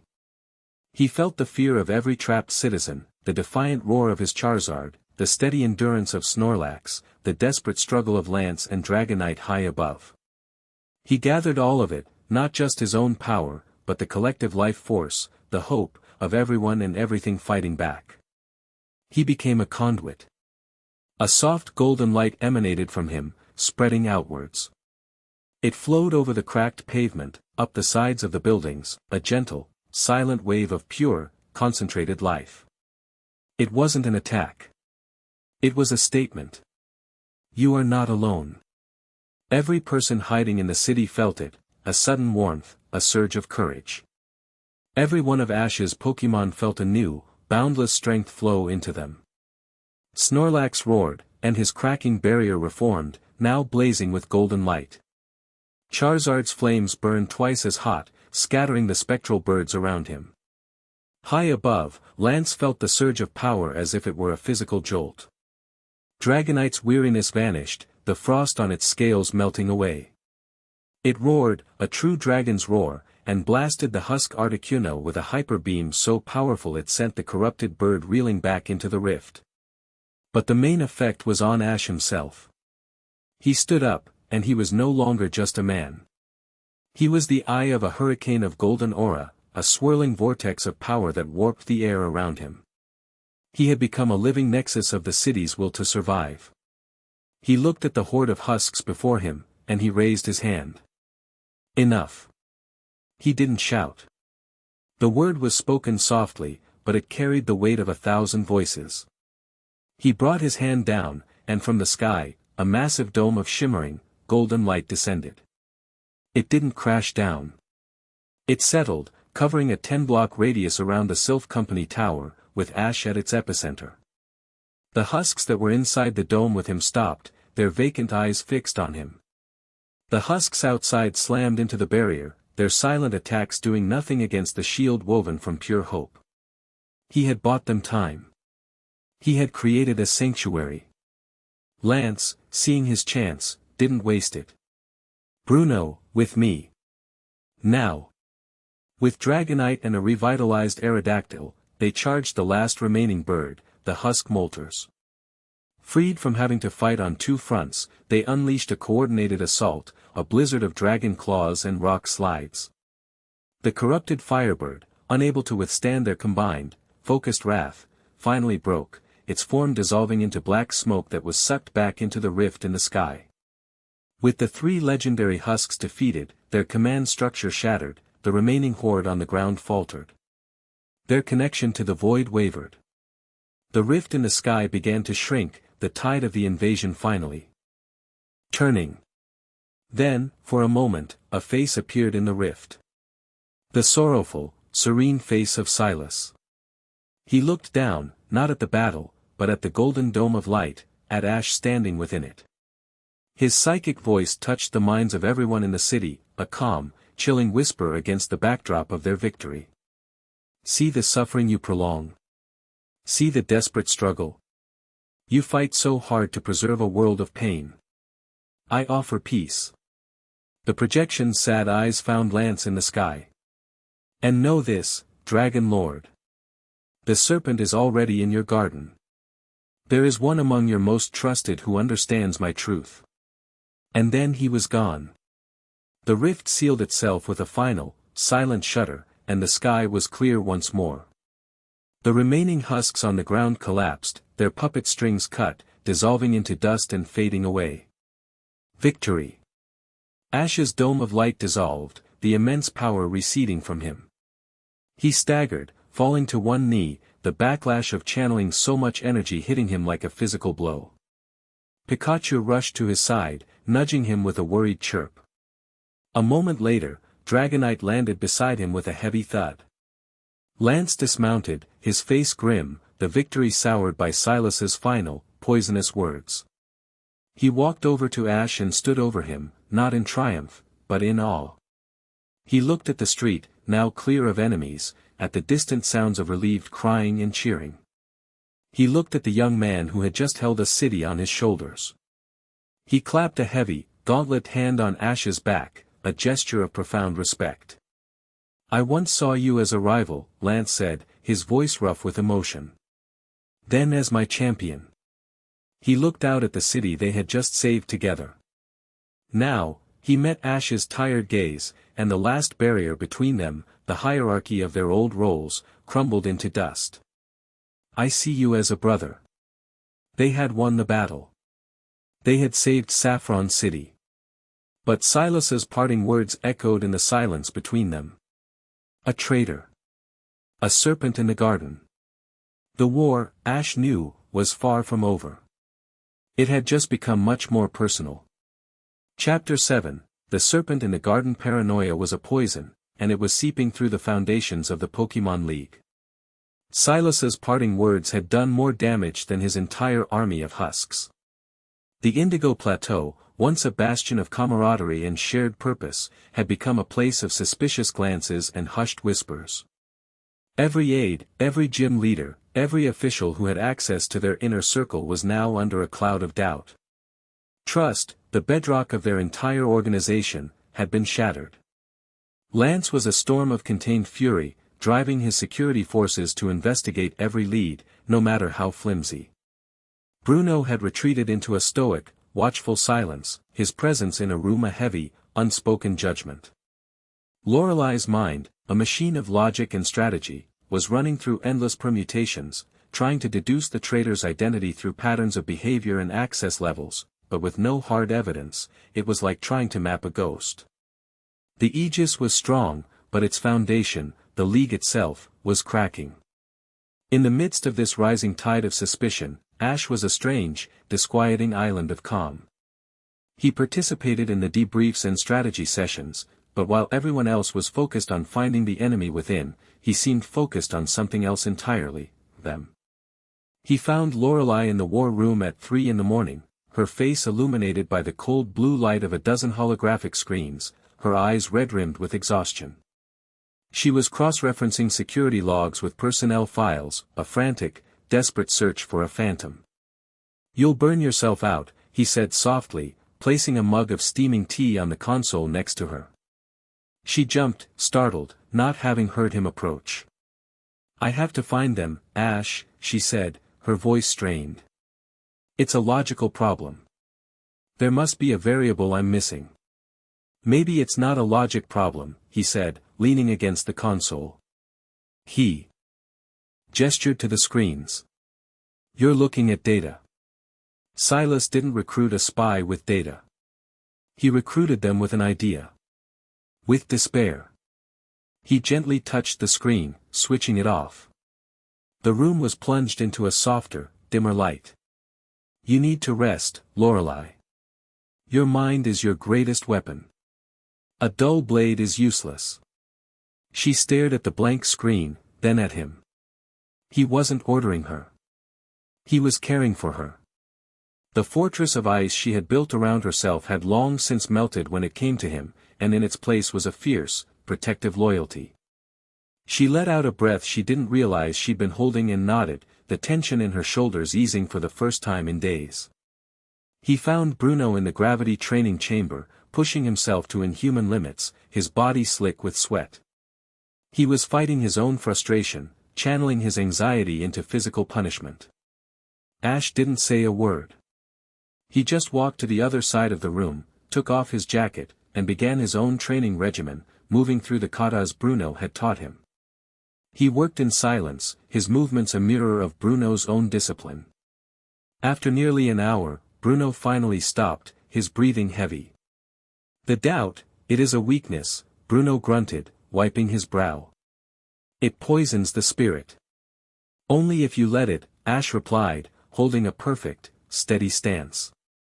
"We can't control what they do. We can only control what we do. And right now, we need to be stronger than ever.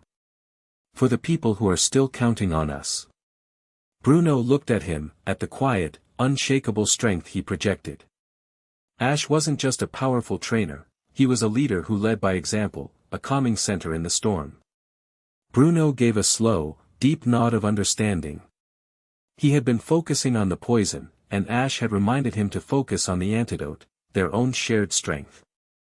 The 5 of them had fallen into a new rhythm, one born of necessity and a deeper, more genuine connection than any ancient contract could forge. The weight of the world had pressed them together, and in the process, had turned them from a collection of powerful individuals into a true unit.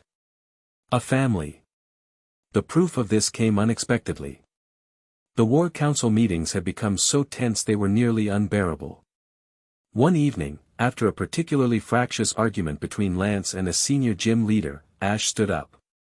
"This is pointless," he said, his voice cutting through the tension. "We're tearing ourselves apart, and that's exactly what Silas wants." He looked at Lance, Lorelei, Bruno, and Agatha. "We're done for tonight. My place. Now." An hour later, they were all gathered in the small, comfortable living room of his childhood home in Pallet Town. His mother, who had been brought to the heavily guarded plateau for her safety, had insisted on cooking for them. The aroma of her homemade stew filled the air, a scent so profoundly normal, so deeply comforting, it felt like a defiance against the chaos of their lives. They sat, not as the Aegis, but as people. Lance, his commander's mantle shed, was laughing at a story Delia was telling about a young Ash trying to teach a caterpie to fly. Bruno, seated on the floor, was letting a curious Mimey inspect his calloused hands. Lorelei was actually smiling, a soft, genuine expression, as she talked with Professor Oak, who had also been brought in for the evening. Agatha sat in a comfortable armchair by the fire, a blanket over her knees, looking more at peace than Ash had ever seen her.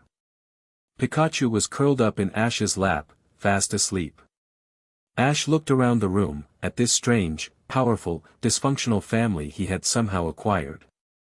He saw Lorelei's sharp intellect, now softened by a newfound emotional openness. He saw Bruno's steadfast strength, now tempered with a quiet patience. He saw Agatha's ancient wisdom, now warmed by a familial affection. And he saw Lance, the proud dragon lord, the weight of command momentarily lifted from his shoulders, allowing the loyal, passionate man beneath to surface. A unique and profound love had grown between him and each of them. With Lorelei, it was a meeting of minds, a thrilling dance of strategy and intuition. With Bruno, it was a bond of silent, mutual respect, a warrior's understanding that transcended words. With Agatha, it was a deep, soulful connection, the love of a grandson for his elder, built on shared empathy and the promise of remembrance. And with Lance, the rivalry had burned away completely, leaving behind a fierce, brotherly affection, a partnership of equals who would guard each other's backs to the end. They were no longer just bound by duty. They were bound by choice. Later that night, after everyone else had left, the five of them sat in the quiet living room, the embers of the fire glowing softly. "He was right, you know," Lance said, his voice low, breaking the comfortable silence. "Silas. We're tearing ourselves apart." "Then we stop," Ash said simply. He looked at each of them in turn. "We can't trust the League structure right now. But I trust all of you. With my life." He took a deep breath. "There's a final bonding ritual. Agatha told me about it. One that fully intertwines our auras, making us a single, unified force.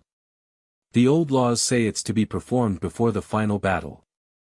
It is a complete surrender of the self, Ash," Agatha cautioned gently. "Your minds, your powers, your very life forces will be linked. You will feel each other's pain, share each other's thoughts." "I know," Ash said.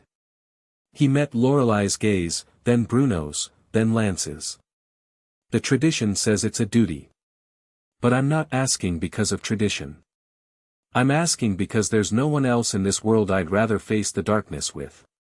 He held out his hand in the center of their circle. "We do this together. As a family." Lorelei looked at his outstretched hand, then at the others. A soft, radiant smile touched her lips. She placed her hand on top of his. "For the family," she said softly. Bruno's large hand covered hers, his expression one of unshakable solidarity. Together. Agatha's frail, wrinkled hand joined the pile. Until the end of the path. Lance was the last.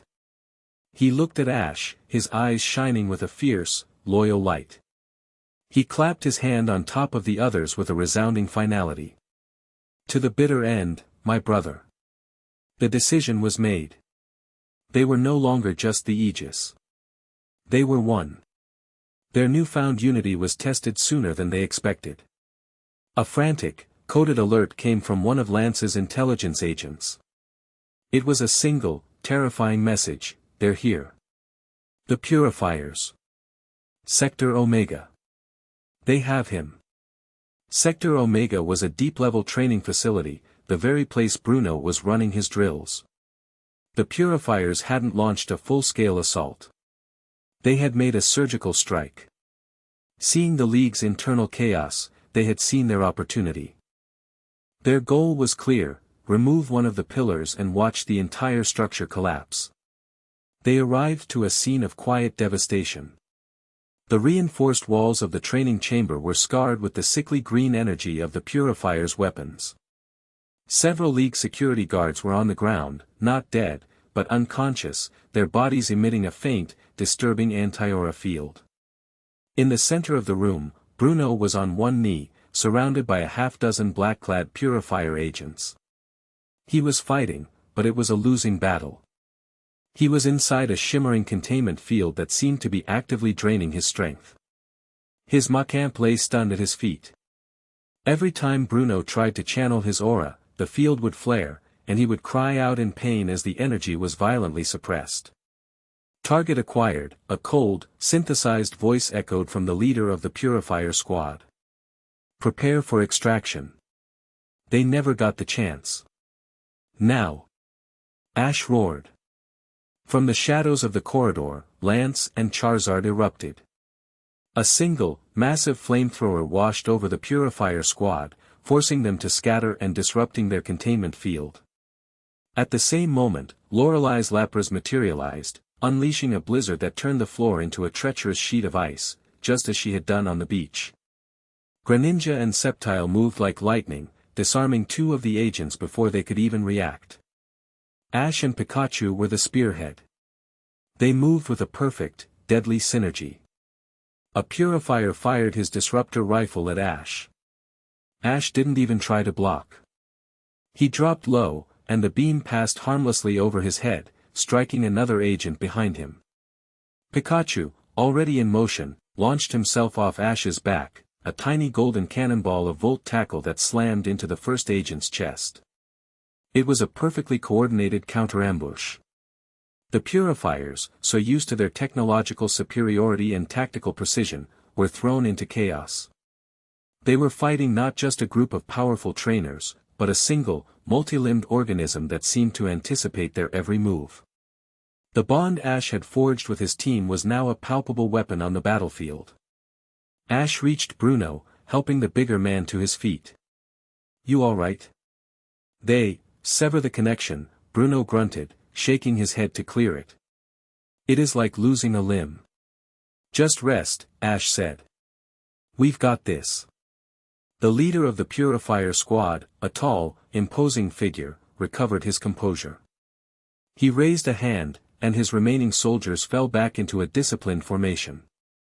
He looked at Ash, his helmet's black visor hiding his expression. "Aegis Prime," the synthesized voice stated. "Your power is an anomaly. A threat to the natural order of humanity. We are not your enemy. We are the cure for the disease you represent." "Save your speeches," Lance snarled, his Dragonite landing behind him with a ground-shaking thud. "You've made a grave mistake coming here." "On the contrary, Dragon Lord," the commander retorted. He pressed a button on his gauntlet. This was merely a diagnostic. Suddenly, the unconscious security guards on the floor began to stir. But it wasn't them waking up. It was the anti-aura tech on their bodies activating, a network of disruptors they had been turned into. A massive, sickly green field of energy erupted, covering the entire chamber. Ash felt it like a punch to the soul. His connection to his aura, his link to his Pokémon, flickered violently. Pikachu cried out, the electricity around his cheeks sputtering and dying. The strength drained from Lance's Dragonite. It was the Saffron City Psychic Jam, but 100 times worse, and aimed directly at their life force. "We have studied you," the commander's voice echoed in the now powerless room. "We have learned. You cannot fight what you cannot touch. But as his agents advanced on the weakened Aegis, a dry, ancient chuckle echoed from the entrance. "You foolish, arrogant children," Agatha said, stepping out of the shadows. She was flanked by her entire team of ghosts, Jengar, Galbat, and a spectral, terrifying Mismagius. They were unaffected by the Anti-Aura field. "You seek to sever the connection to life. But you forget that there are powers that draw their strength from the other side." The commander turned. "The crone. Your power is negligible." "Is it?" Agatha smiled, a chilling, predatory expression. She tapped her cane on the ground. "Mismagius, confuse Ray." The air shimmered. The Purifier's helmet visors, designed to interface with their tech, suddenly went haywire, displaying a cacophony of hallucinatory images. The agents stumbled, disoriented, firing their weapons wildly. "Jengar," Agatha whispered. "Curse." The spectral Pokémon sank into the floor and reappeared behind the commander, its red eyes glowing. It phased a hand through the commander's back. The commander seized up, a strangled cry escaping his synthesizer as he felt not a physical blow, but a portion of his own life force being violently ripped away. The tide had turned in an instant. The Purifier's greatest weapon, their technology, had been turned against them. With the network disrupted, the Anti-Aura field collapsed. The strength flooded back into Ash and the others. The fight was over before it even began. In seconds, the remaining Purifiers were incapacitated. Ash walked up to the commander, who was on his knees, gasping for breath, the effects of the curse racking his body. Ash ripped the helmet off. The face underneath was not that of a zealot, but of a pragmatic, middle-aged man with cold, calculating eyes. The commander looked up at Ash, not with fear, but with a strange sort of curiosity. "Incredible. Your bond, it's more powerful than our models predicted." He coughed, a pained, shuddering sound. "The Null Herald is a fanatic. He will destroy everything. You cannot defeat him, but we can. Our goal is the same, his elimination." He looked Ash in the eye, making an unbelievable offer. "Help us neutralize Silas. Let us purge his influence. And we will leave you and your world in peace. Refuse," he warned, his voice a low growl, "and we will be forced to treat you both as a cancer to be irradiated." Ash was now caught between two impossible enemies, a nihilistic demigod who wanted to unmake the world, and a ruthless technocratic army that wanted to cure it of his own existence. Before he could answer, a high-pitched alarm began to blare from the main command center. Lorelei's voice, tight with panic, came over the comms. "Ash.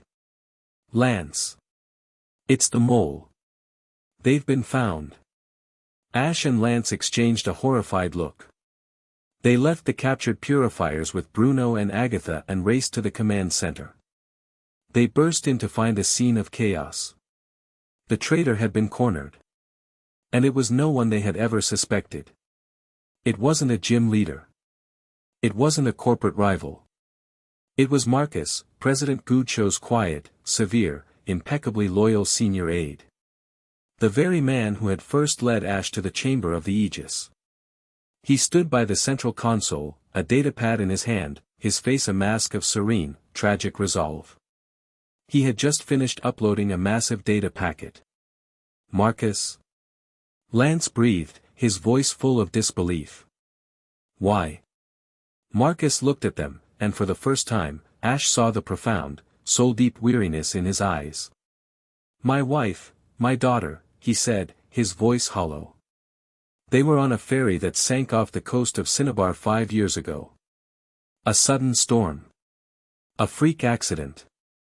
I have lived every day since then with a hole in my heart that will not heal." He looked at Ash. "Silas showed me the truth. He showed me a world without that pain. A world without loss. Without grief. He offers not destruction. He offers mercy." His gaze hardened. "You, with all your power, all your talk of hope and life, where were you when my family was drowning? Your hope is a lie you tell to a world that is born only to suffer and die. He had been feeding information to both Silas and the purifiers, playing them off each other, accelerating the chaos, convinced he was hastening the world toward a peaceful end. It's done, Marcus said, holding up the datapad. The location of the wellspring of life, the planet's heart. I have given it to him. He is on his way now. It is time for the world to rest. Before anyone could stop him, he swallowed a small capsule from his pocket. His eyes rolled back, and he collapsed, a peaceful smile on his face as the poison did its work. A terrible silence filled the room. The betrayal was complete. The final endgame had been set in motion.